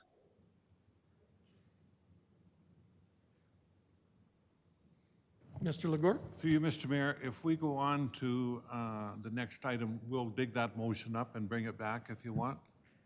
Thank you. Deputy Mayor Cox, did you want to make a quick comment? Just correct me if I'm wrong, though. On the report summary at the bottom of page 152, there's a different option. Is there not? Like that is different from the actual recommendation that's going on? I think, are you meaning that one states that there could be a test done and they could approach FCSS and then come back to admin, and is that what you're wondering? That one's not amusing. Okay. Councillor Sobel and Councillor I'm just going to repeat what Mr. Lagore said. That creates its own set of issues because we may not get that person coming for assistance if they have to go to FCSS, and that's just the way life is. So you're saying that's not a really feasible option because... Well, no, I would say it's not a feasible option. I don't think you were going to see the person that needs the help if that's the bridge they have to cross. Okay, is everyone comfortable if we circle back to this or are you ready, Mr. Lagore? Through you, Mr. Mayor, we'll bring back the main motion here in just a minute. Okay, so Councillor Montgomery. Sorry, I have the motion right here, actually. And is there a motion on the floor right now? No, there is not. Okay. So I will move the council accept this report's information and authorize the CAO to waive utility late payment penalties in certain circumstances at his discretion.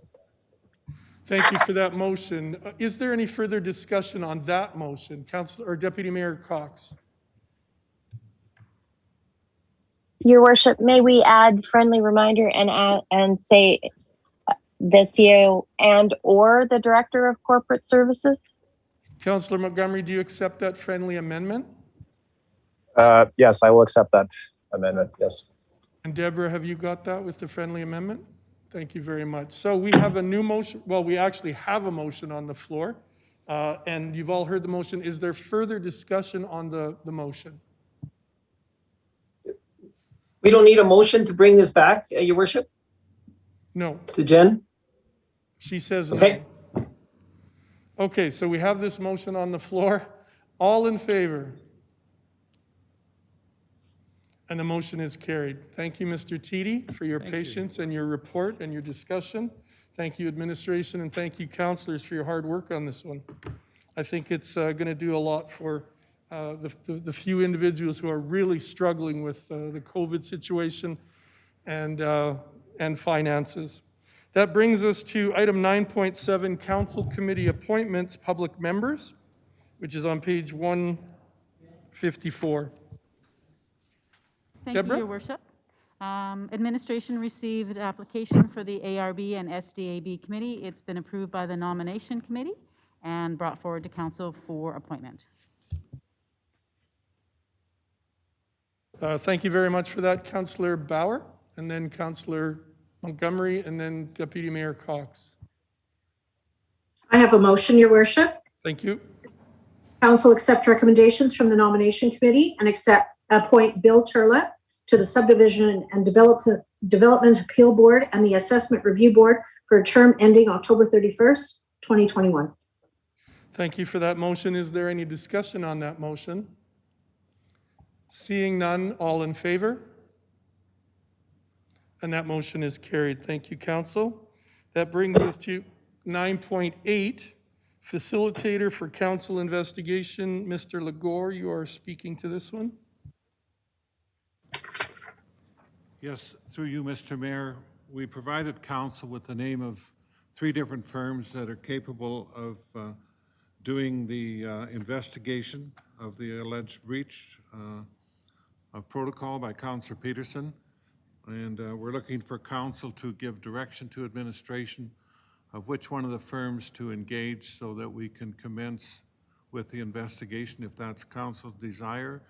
If they think there is another solution to resolving this, we're open to that as well. Thank you. I'll answer any questions. Thank you. So I guess the motion was to direct the administration to bring forward a list of company names. Are there any comments or questions from councillors? Councillor Sobel? Thank you, Your Worship. So this matter pertaining to this complaint has been with this council for some time now. After these allegations were raised by Councillor Montgomery in October, it was agreed by a majority of council that a third-party investigator was the best method going forward. We now find ourselves having to choose that investigator, and I want to be very clear on the fact that my choice will be focused on a firm that is professional, totally unbiased, and very familiar with municipal government. I'd also like to add that our CAO did, at some point in the past, recommend an alternative to this type of investigation. It was suggested that this matter could be resolved by mediation. I continue to support that suggestion, but I feel it would be contingent on Councillor Montgomery withdrawing his complaint. My reasoning for this is that if he did not withdraw, we could very well find ourselves in the same predicament after mediation as we are now. The cost of mediation would be very low compared to hiring an investigating firm. And I urge Councillor Montgomery to consider mediation as an alternative to a formal and expensive investigation. Thank you, Your Worship. Thank you, Councillor Sobel. Councillor Bauer? Thank you, Worship. My question is directed to CAO Legore. I gave you a company, Salopec and Associates, a number of months ago, and they're not included in this list. Is there a reason why they were not included? I can weigh in on part of that, and maybe Mr. Legore could speak to it.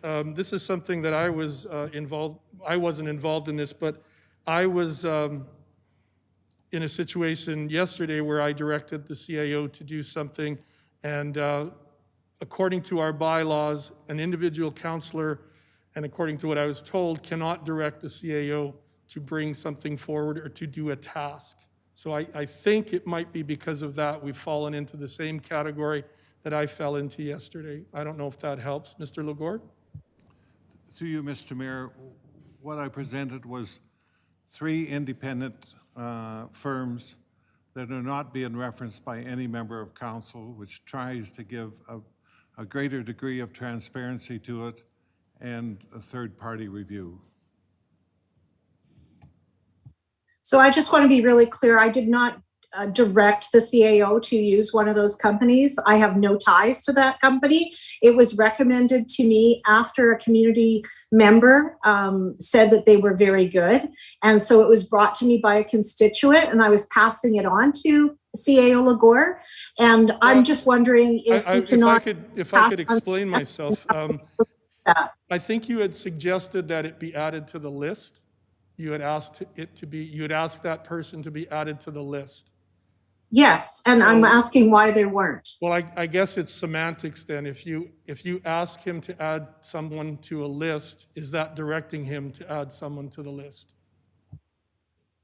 How are we to give recommendations to the CAO if we cannot ask for things? Well, I was told yesterday that it would be council resolution. I'm not making a decision for council. I'm asking that it be brought to council for a decision. It was not included in this list, even though I asked that it would be included. Well, I think the original motion said that we directed administration to bring forward a list of companies. Is that not the original motion, that we directed administration to bring forward company names? And somebody can correct me if I'm wrong. I'll correct it. That's what I thought the original motion was, that we direct administration to bring forward a list. My concern is, Your Worship, is that this company is from Calgary. They're local. They would be in, I would think, if they were to do any travel, they would be much closer than Sherwood Park, or much closer than Edmonton, or much closer than, perhaps George Cuff and his associates may have been. So I was just wondering if there were some concrete reasons why CAO Legore did not bring it to our to us in council, in open council. Thank you. Mr. Legore, did you want to answer? Through you, Mayor, I don't really have anything further to add than what I've already stated. I tried to select 3 people that are recognized that do this work. I tried to keep it removed from council as much as possible, and I've come up with 3 respected people that can do this, and council could make the decision. If you want to add a 4th name into the mix, then I would suggest that you refer this back to administration, and we'll add that material in here and bring it back to council. I'm prepared to make a motion, Your Worship. Okay. The council direct administration to engage Strategic Steps, Inc. to conduct the investigation regarding the complaint by Councillor Montgomery regarding the alleged breaches of protocol by Councillor Peterson. Now that we have a motion on the floor, we can have discussion. I want to just circle back. Councillor Montgomery, I believe you were asked a question about whether or not you'd be willing to withdraw your complaint. And for the record, we can just get your answer, I guess, and then we can go on discussing the new motion on the floor.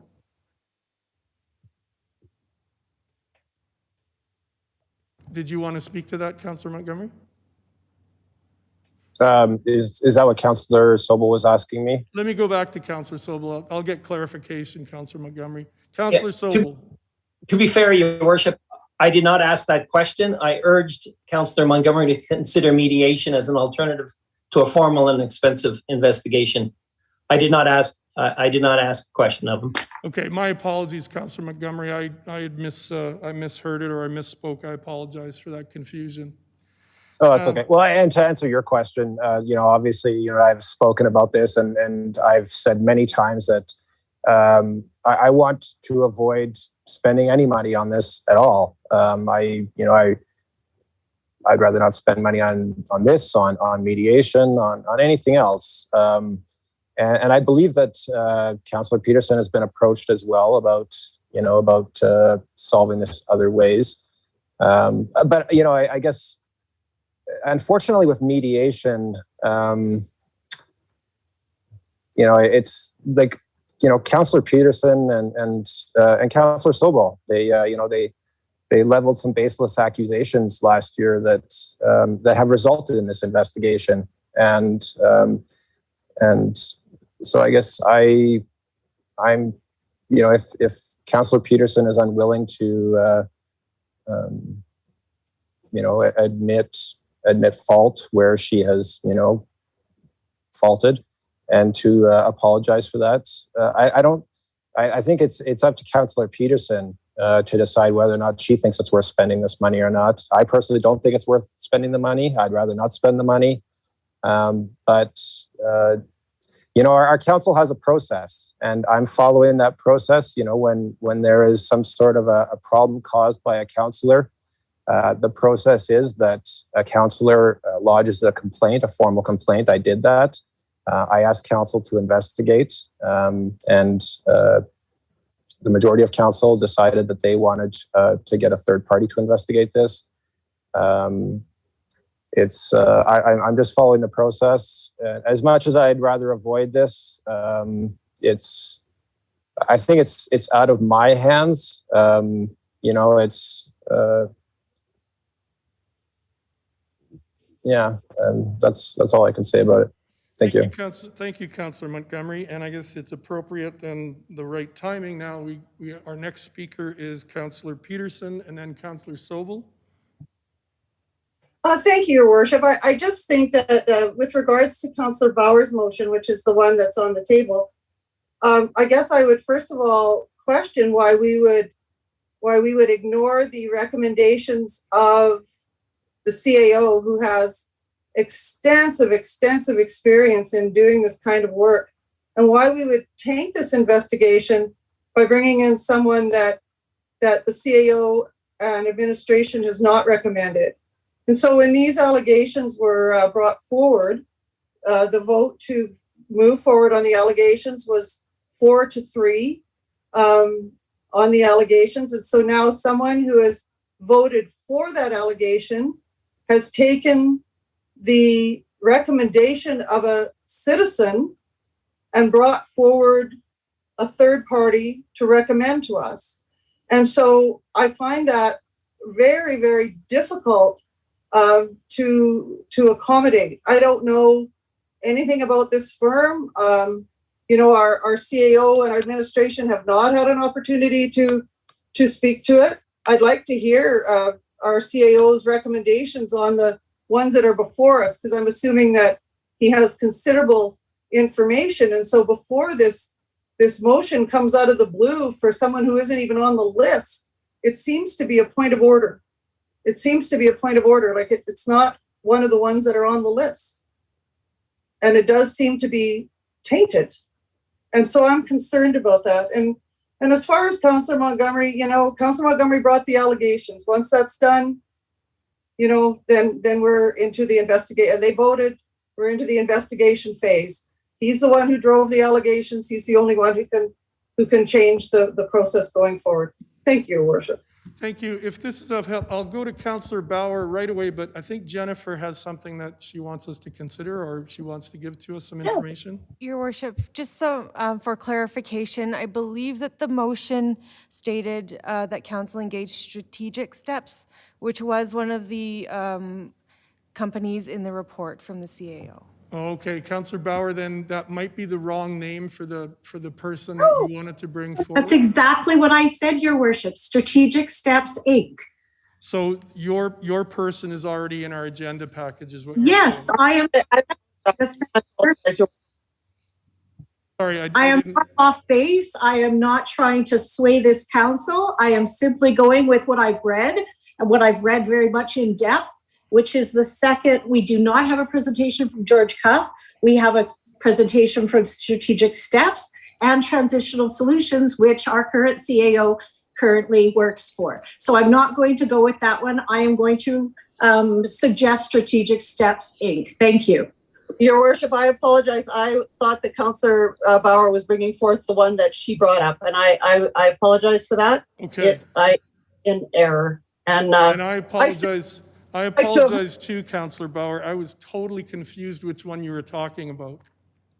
And I would, I still, Your Worship, though, before we went into this, I would love to hear the CAO's recommendations on these, because he knows them much better than we do. Mr. Legore, did you want to speak to that? Through you, Mr. Mayor, I can tell you from my experience and following other cases around the province on council investigation, no one's going to be happy with the end result. And probably everyone in council will be tainted a bit in some way or other by this investigation. If this council really wants to benefit from a council investigation, I highly recommend that you bring in George Cuff. George Cuff will not only give you a broad perspective of the complaint on that investigation, he will tell you how you can try and build a relationship to work forward as a group. You've got 7 months left in this term for this council. You people can work well together at times. At other times, you don't work so well together. And I would highly recommend that you engage George Cuff, because he will help this council immensely. Thank you. Thank you for that. Councillor Bauer? Thank you, Your Worship. I really appreciate CAO Legore's recommendation. And George Cuff was a very strong candidate in my mind. He comes not only so highly recommended in municipal affairs, the affairs of Alberta and Canada, North America, actually. I just wondered perhaps his cost was a little bit higher. But if this council wishes to defeat this motion and make another motion to go with Doug Legore's recommendation, I would be happy going in that direction as well. Thank you. Your Worship, may I just ask the question? Councillor Peterson? Would Councillor Bauer be prepared to withdraw the motion and make another motion with CAO Legore's recommendation? Councillor Bauer? Yes, if this council, let's go through the process, and if this council decides to vote this down, I would be happy to make another motion. Okay, thank you. So is there any further discussion on Councillor Bauer's motion that talks of Strategic Steps Incorporated? And just before I call, I have Councillor Montgomery first, and then Councillor Peterson, and then Councillor Sobel. Councillor Montgomery? Yeah, I would have trouble supporting spending $20,000 rather than $10,000 on this.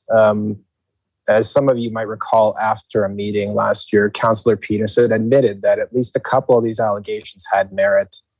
I think it's a poor use of any money, to be honest. But as I said, this is the process, unfortunately for council. And so I will support this motion, and I guess I leave it up to council to decide how they would like to proceed as well. Thank you. Thank you, Councillor Montgomery, Councillor Sobel, and then Councillor Peterson. Thank you. One thing that I think we have to keep in mind is that in these days of COVID, I think the trips down from Edmonton are going to be very few and far between. I would anticipate perhaps one trip down. So costs, I think, are going to be a little bit less than what is estimated. Mr. Legore might be able to speak further on this. But I do think if we're going to do this, we should do it right. We should do it the fairest way and with the most knowledge and experience in regards to municipal government, and that would be, in my opinion, Cuff. And once again, Councillor Bauer, I just if you're true to your words in regards to Cuff, as you just said, I would wonder why you would not withdraw your other motion and just go with Mr. Cuff, but certainly that's your decision. Thank you. Councillor Bauer, did you want to speak to that? And nope, I'll go to Mr. Legore.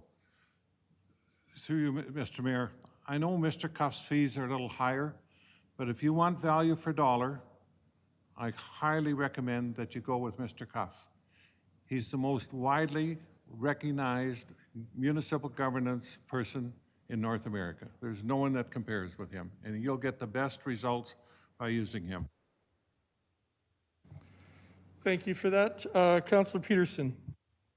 Yeah, thank you, Your Worship. I just wanted to iterate what Councillor Sobel had said, that, you know, that I had just asked if Councillor Barr was prepared to withdraw her motion and then make another motion in light of the recommendations to council.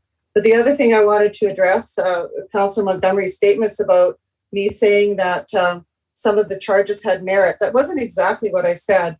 What I said was that they may have merit, and that's why I anticipate the investigation, because I did in the carrying out of my duties, I did what I thought was right, but I am open to an investigation. I embrace it, and I really also embrace the idea that bringing in somebody with the expertise of George Cuff. I've never met him, I've never known him, but certainly, like Councillor Bauer, I know him by reputation.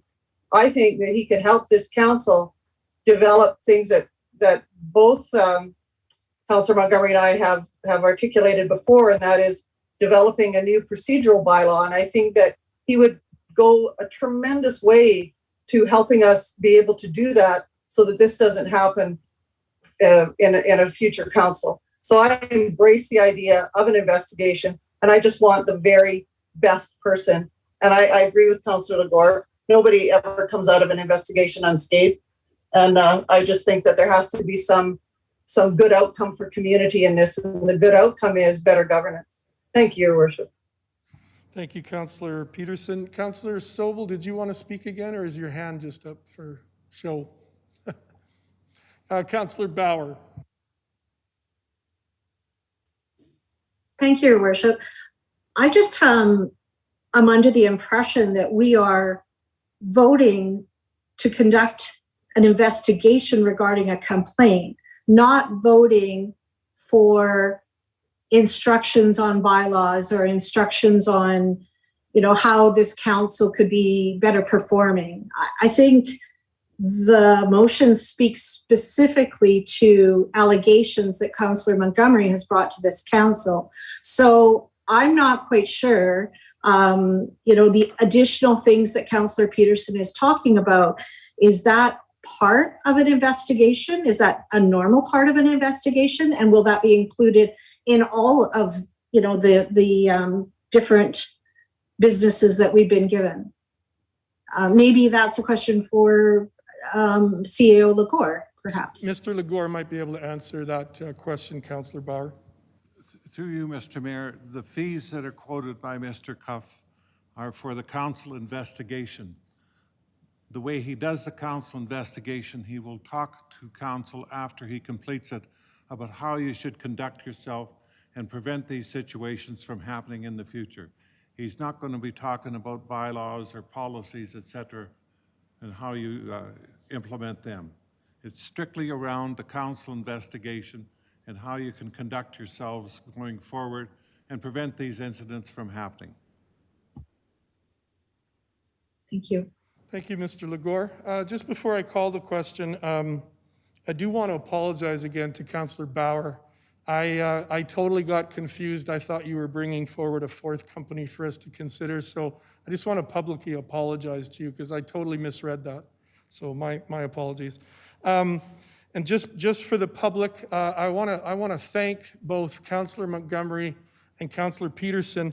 I've worked behind the scenes through emails and phone calls, and we briefly met once after. Well, not briefly. We met once after a council meeting and tried to make some progress. Both councillors made good efforts.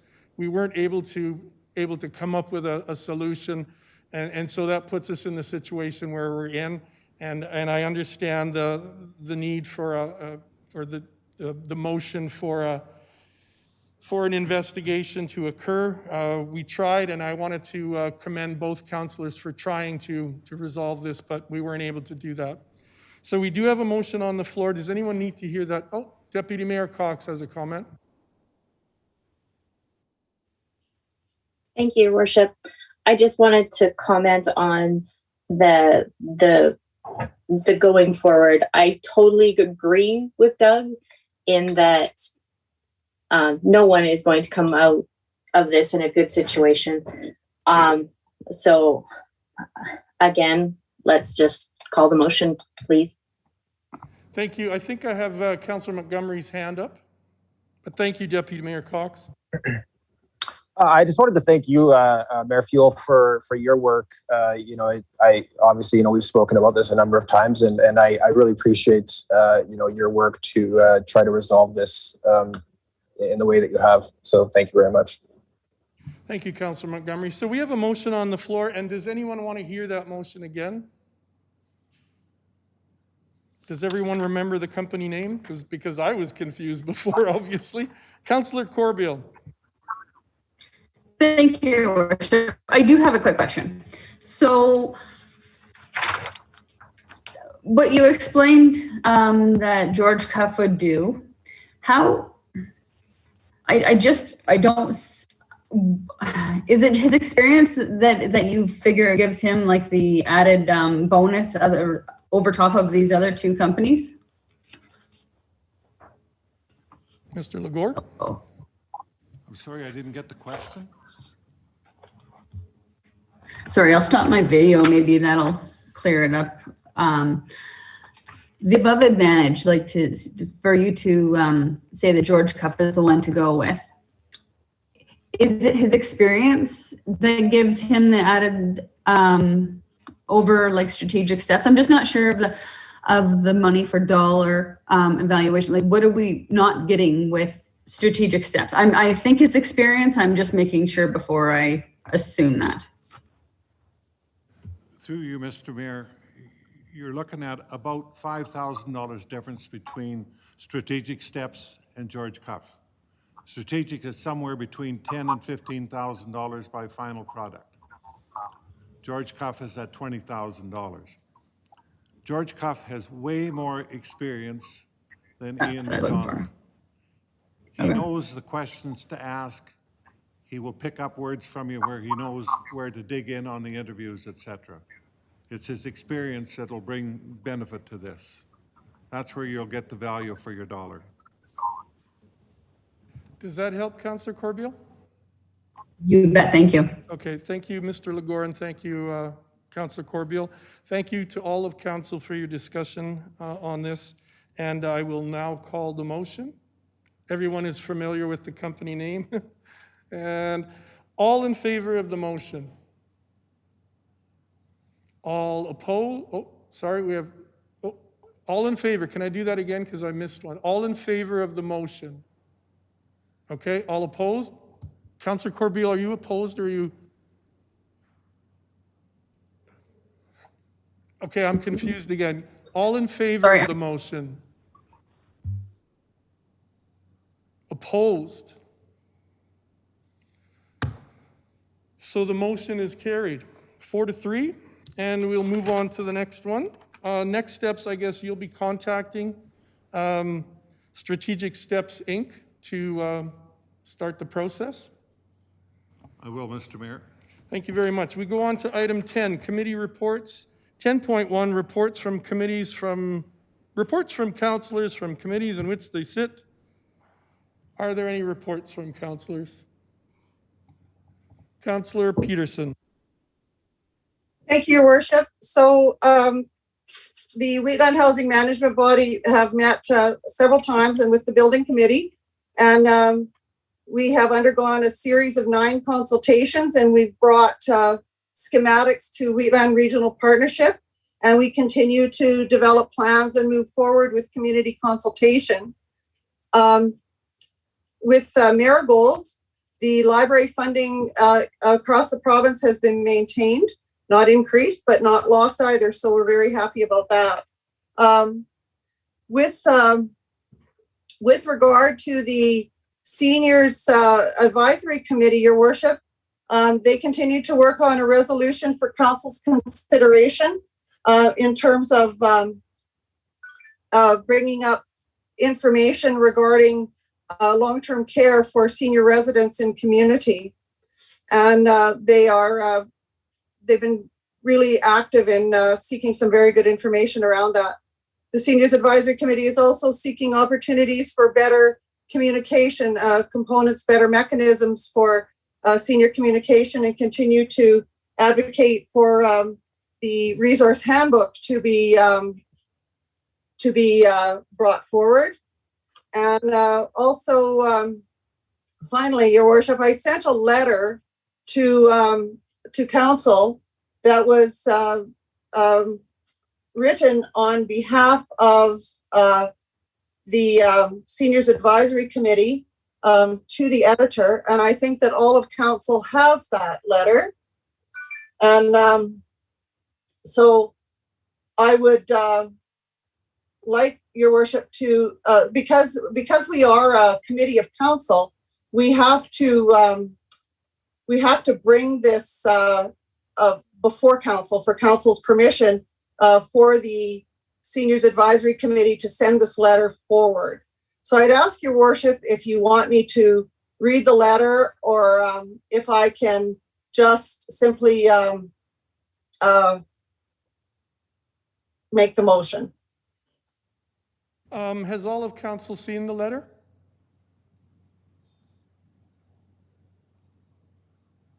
Okay. I guess unless you want it read into the record, do we need a vote if that was going to be read into the record, or no? So I guess we're comfortable with it being just the report that we've all seen on our agenda then. Thank you. So Your Worship, I would just like to say that that the letter that was unanimously voted on by Seniors Advisory, in which they respectfully come to council to ask to send this letter forward.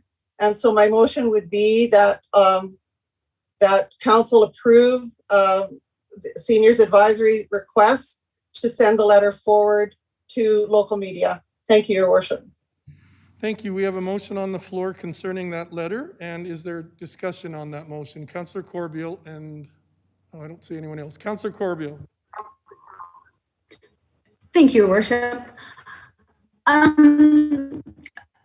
did read the letter. I don't always agree with everything that's said in the letter, but it's not my letter. So for that reason, I can support them thoughts. It's their feelings, and you know, they have their right to their opinion. I just want to clear though, like that doesn't mean that I agree with what they've written, just that they are free to exercise their right to print that on their own behalf. Thank you for that, Deputy Mayor Cox, and then Councillor Peterson. Thank you, Your Worship. I have a couple questions. Will this be going out on town letterhead? Councillor Peterson? Sorry, Your Worship. No, Councillor Cox, it was not the intention. It's signed by the Seniors Advisory Committee of the town of Strathmore, so it wouldn't go out on letterhead. Council sending that out doesn't mean that council approves it. I mean, we don't always approve of what you're doing, I guess, is approving their right to send the letter of the constituents that they represent. That would be my take on it. Okay. My next thought goes to whatever they wish to write is totally up to them. But I do not like that there's names mentioned in it. That goes against our bylaw 1908, sections 8.1 and 8.2, where we are not allowed to. But if I'm assured that we are not allowed, or that we are not associated to the letter, but that's not technically what you're saying. You are saying that we are approving the letter. So I struggle with the fact that it has names in it. That's my only issues. If the names were removed, by all means. if they were a little bit less judging someone else, then I'm okay with it. But because they've named people, I just don't feel comfortable putting my approval on it. That's my only concern. Your Worship, if I can answer to that. So I think, Councillor Cox, you make a good point. I think that this is a legislative services question, and I think it would be good to answer to that, because regardless, this is a committee of council, and there is nothing, stopping the people that drafted this letter from putting it in under their own names, going forward. There's nothing, I think it will. One of the problems was that there was a great deal of confusion when this aired, and people thought that some of the seniors thought that it was Councillor Montgomery and that had made the statements, and they were quite convinced of that, and so that was problematic, I think. And there are still people who understand that it was our council who brought this forward. So it created a tremendous amount of angst among a good portion of our community. So it is the wishes of council that will be understood. But I think legislative services should speak to it, because I'm not clear on it. Okay, we can come back to Jen if you'd like to think on it a bit, Jen, or are you okay? I think I understand what Councillor Peterson is asking. I believe it's in regard to a committee's responsibility to come to council for approval on matters, and because council has established those committees, a committee cannot act on their own. They must act with the approval of council.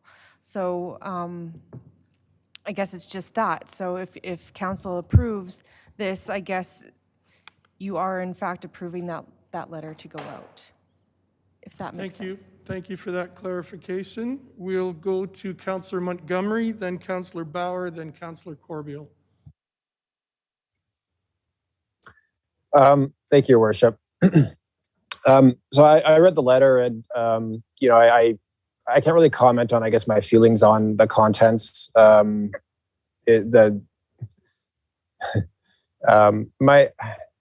guess my issue is that if council approves this letter, it's the same as us, I think, approving the contents of the letter. I don't think we can, because this is a council committee, and they're basically representing the town when they send out letters from the committee, and especially when we sign off on them sending it out. As much as I by the sounds of it would be, absolved by, this letter, I wouldn't, my understanding is that, it's the seniors advisory committee's, probably responsibility to advocate to our levels of government, other levels of government, which I wholeheartedly get behind. I don't believe that this is advocacy. And I completely support the members of the seniors advisory committee. I completely support their the right to send this on behalf of themselves. I just can't I can't support any council group producing anything under the town banner, essentially, that is not let's say positive. It's fine to write a letter to the provincial government asking for resources, etc. I wouldn't want a council committee writing the federal government and telling them that they did something wrong, or writing the provincial government and kind of giving them the gears. That's kind of counter to what I believe the purpose of these committees are. So as much as I support, the people, the individuals in this group sending out what's in the letter, I just can't support the group itself, using the town's committee to do it, unfortunately. Thank you. Thank you. And Councillor Montgomery, while I still have you, would you be willing to make your motion to extend the meeting? I believe, is Councillor Peterson already, she has a motion on the floor right now? Okay, we have a motion on the floor. Is there more discussion on that motion? Councillor Corbeil and then Councillor Cox. Oh, I'm sorry, it was Councillor Bauer next. That's my fault. Bauer, Corbeil, Peterson, Cox.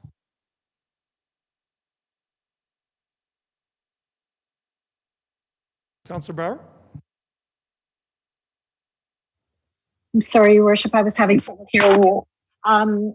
I would just like to speak to the letter and also just pass on to the Seniors Advisory Committee that I really thank them and appreciate them going through council and trying to voice what they are feeling, because there are a lot of people that are really, really frustrated and they want change. The unfortunate part is that for me, there were some inaccuracies in the letter, and it also speaks to the relationship with Wheatland County, of which I think it's very important for us to continue respecting that there are differences between the councillors that sit at this table and the councillors that are sitting currently at Wheatland County. And even though we may disagree, I would not want to ever point fingers to one council or to members of their council and say that they're not doing their public service job effectively. And I think that's what this letter kind of conveys. And I don't want to give Wheatland County that message. I don't feel comfortable with that. And so I won't be able to support this letter, unfortunately. Thank you. Thank you, Councillor Bauer. Councillor Corbeil, then Peterson, then Deputy Mayor. I'll do this too. Thank you, Worship. I have a question. Does it mean that I have to support the information in the letter? Like, am I giving it my stamp of approval when I do this, or is it just giving them the right to voice their opinion? I guess I'm a little bit confused in that. Councillor Peterson, are you able to clarify that? I think that is a question that Jen asked. So I don't know if we, I'm mixed on that. I think that Jen answered that question. She said, if we send the letter out, I don't know that we agree with it. What it does is it says we give the Seniors Advisory the right to their opinion, to advocate for seniors, and that's what they were doing. They were advocating for significant numbers of seniors. I don't know about inaccuracies, if there's, because it was taken from a lot of different comments from a lot of different seniors. So I would have to hear what the inaccuracies are, because I don't know. I don't see any inaccuracies here, but I would be prepared to hear them. So I'm not sure, Your Worship. In the interest of transparency, I think it would be good for our public to know what we're talking about. My only concern with having it read would be that we'd basically be allowing that letter to be on public record when councillors don't seem very comfortable with approving the sending of it. So in essence, it would become a public recording, and the letter then would be out there in the public without even voting on it. So I would have to say I am not willing to have that letter read out at this time. I'm sorry. Could you ask, Your Worship, if it would be appropriate to read out the letter? Because council can vote it down. They certainly have the right to do that. But are we is it in the best interest of our community to not have transparency and to not show them this? Are you saying that you would put forward a motion as to whether the letter can be read in public now? No, I would just ask whether it is within the bounds of legality. I would ask Legislative Services, and I think Mel has a question that needs to be followed up on too. Okay, and then I'll turn to Jennifer. This is probably a murky situation, and I'm thinking it's going to be, is this something that a mayor has to rule on? It's not a point of order necessarily. This is a tough one, because by reading it, we've allowed that letter to go out, and we've basically approved it by letting it be read. And I would have difficulty with that myself. Let me go to Deputy Mayor. Before you go on, Yeah. fine not to read the letter. Okay. I think the letter is going to make its way to the media regardless of whether this council approves it. It'll just come in under. Exactly. Yeah, thank you very much for that, Councillor Peterson. That makes a lot of sense, and I think it's going to release us from a situation where we might show some approval of the letter just by reading it aloud. I have Deputy Mayor Cox and I believe, and then Councillor Corbeil. Go ahead, Councillor Corbeil. Finish your. Councillor Corbeil. Thank you, Your Worship.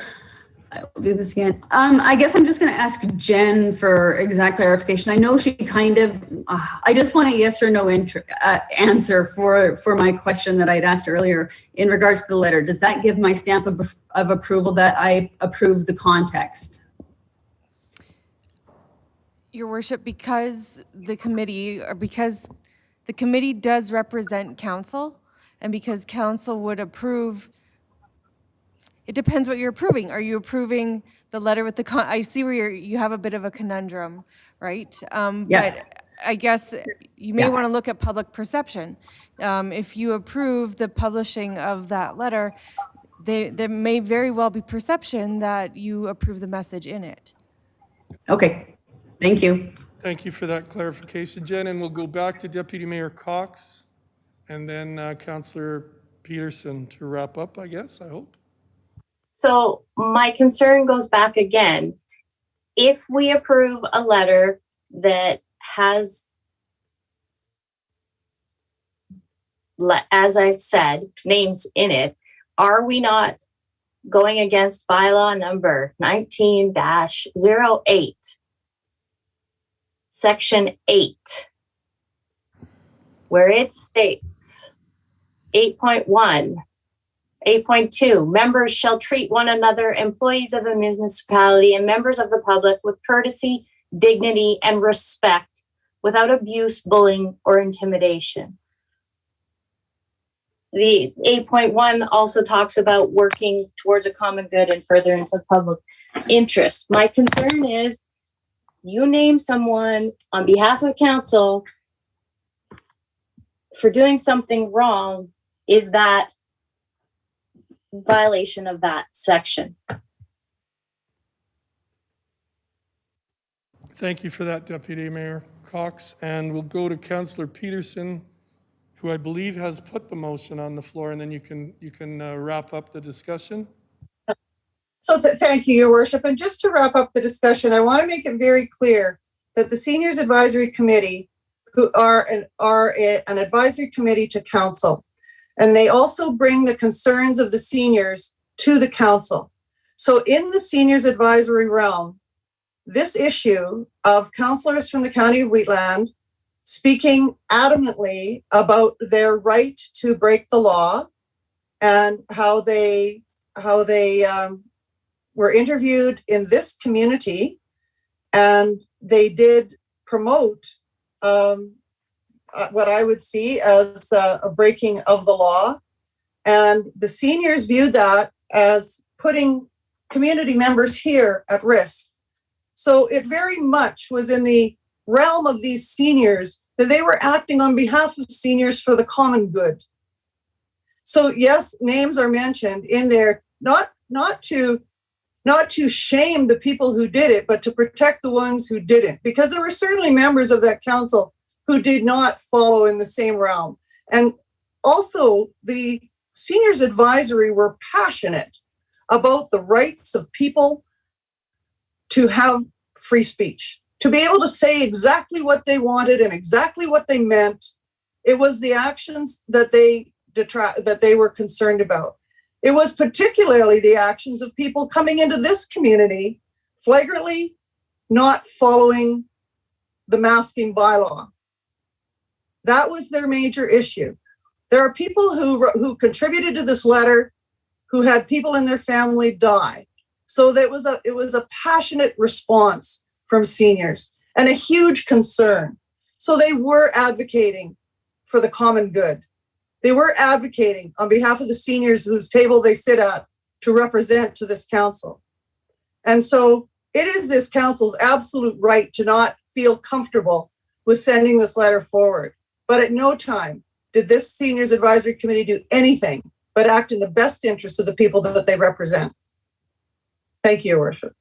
Thank you. And I don't really question the motives of the Seniors Advisory Committee. I just am having trouble with any kind of perception that the council approves that letter, which does name names and is, we're not stopping any individual member of the advisory board from sending their own letter, but I have my own uncomfortable attitudes or concerns about being seen as endorsing that particular letter with that content. So does anyone else, have we all spoken? Okay, Deputy Mayor Cox and then Councillor Bauer. Thank you, Your Worship. Councillor Peterson, please do not think that I am not saying that the Seniors Advisory Committee has a voice, because I 100% hear what they're saying. My issue is not at all with taking away any rights for them to speak.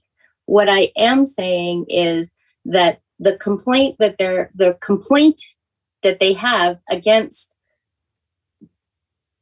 the specific named counselor, he spoke his free speech, which he is also allowed to do. He didn't name anyone else and he didn't call anyone else out.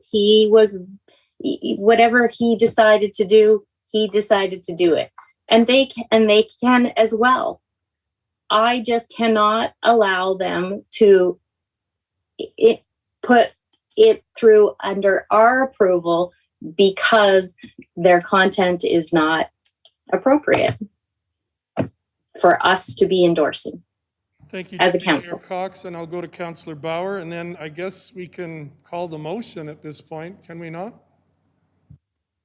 Councillor Bauer? Thank you, Your Worship. I just want to speak because Councillor Peterson did say that if there were some inaccuracies that she'd like to hear perhaps what they are. I'm just going to speak to the very first paragraph, and it says that Dina Henshaw assures us that I can't read it, that this is the worst pandemic in history. Well, a quick Google search indicates that there are 8 others ahead of AIDS before this pandemic here. We're certainly not in the worst pandemic in history. The author of this letter also does speak that they articulated or that they tell a different story. And I think that groups the county into a box. And I don't think all of the county members on council were particularly in favor of what some of the council members were advocating. I also am very aware, having been quoted by media in the past, both radio and television, that things can be taken and swayed a different way in order to please the public. And sometimes, and I'm not saying that this happened, I don't want to minimize how the Seniors Advisory Committee feels about this news article, the representation that the news did for the Wheatland councillor and how he felt. But there is a possibility that we haven't talked to him specifically and they haven't reached out to him specifically. And there's always an opportunity for dialogue here. So I don't feel that this council should support a letter that calls somebody out without knowing all the facts. And so that's the final thing that I'll say. And I understand we're going to be calling the motion now, but I just wanted to address those points, Councillor Peterson. Thank you. Is council comfortable with me calling the vote on this motion? I just wanted to thank Councillor Bauer for pointing that out, and I think that it's reasonable that they would say that it's one of the worst pandemics. And I also just wanted to point out once again that in response to Councillor Bauer's comments, that in the second last paragraph of that letter, it definitely states that not all Wheatland Council agreed with the sentiments expressed in the CTV interview. And so they very definitely did that. They were not objecting to Councillor Wilson's free speech. They were objecting to his actions. Thank you. Question, Your Worship. Thank you, and I really want to stop the discussion of the letter, because I really am concerned we're going to start to mention names and specifics, and I think that is of concern to many of us here. So I'm going to call the motion. All in favor of the motion? Opposed? And the motion is defeated. Councillor Montgomery, would you make your famous motion to extend this meeting? I'll move we extend the meeting till 10:30. Thank you. We have a depressing motion on the floor to extend the meeting to 10:30. All in favor? And that motion is carried. It brings us to items directly related to council. 11.1, home occupations in R3 district land use bylaw, which was brought forward by Councillor Montgomery. Councillor Montgomery, did you want to speak to it as you make your motion?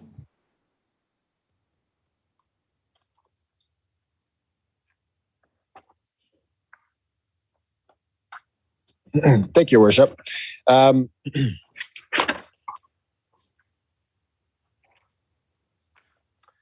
right, so I'll read the motion and then I'll provide a little bit of background. So the motion is, I move the council direct administration to bring forward an amendment to the land use bylaw to allow home occupations in R3 districts as a discretionary use. And the background is, in low-density residential land use districts in our land use bylaw, we allow for small home-based businesses called home occupations. Home occupations are small businesses conducted in the home that involve clients going to homes in residential neighborhoods. Recently, council was approached by a resident who lives in a dwelling that is designated or zoned R3, which is high-density residential. Unlike our low-density residential districts, home occupations are not a listed use in the R3 district, and staff cannot accept development permit applications for them. Home occupations can be added to our land use bylaw as a discretionary use in the R3 district.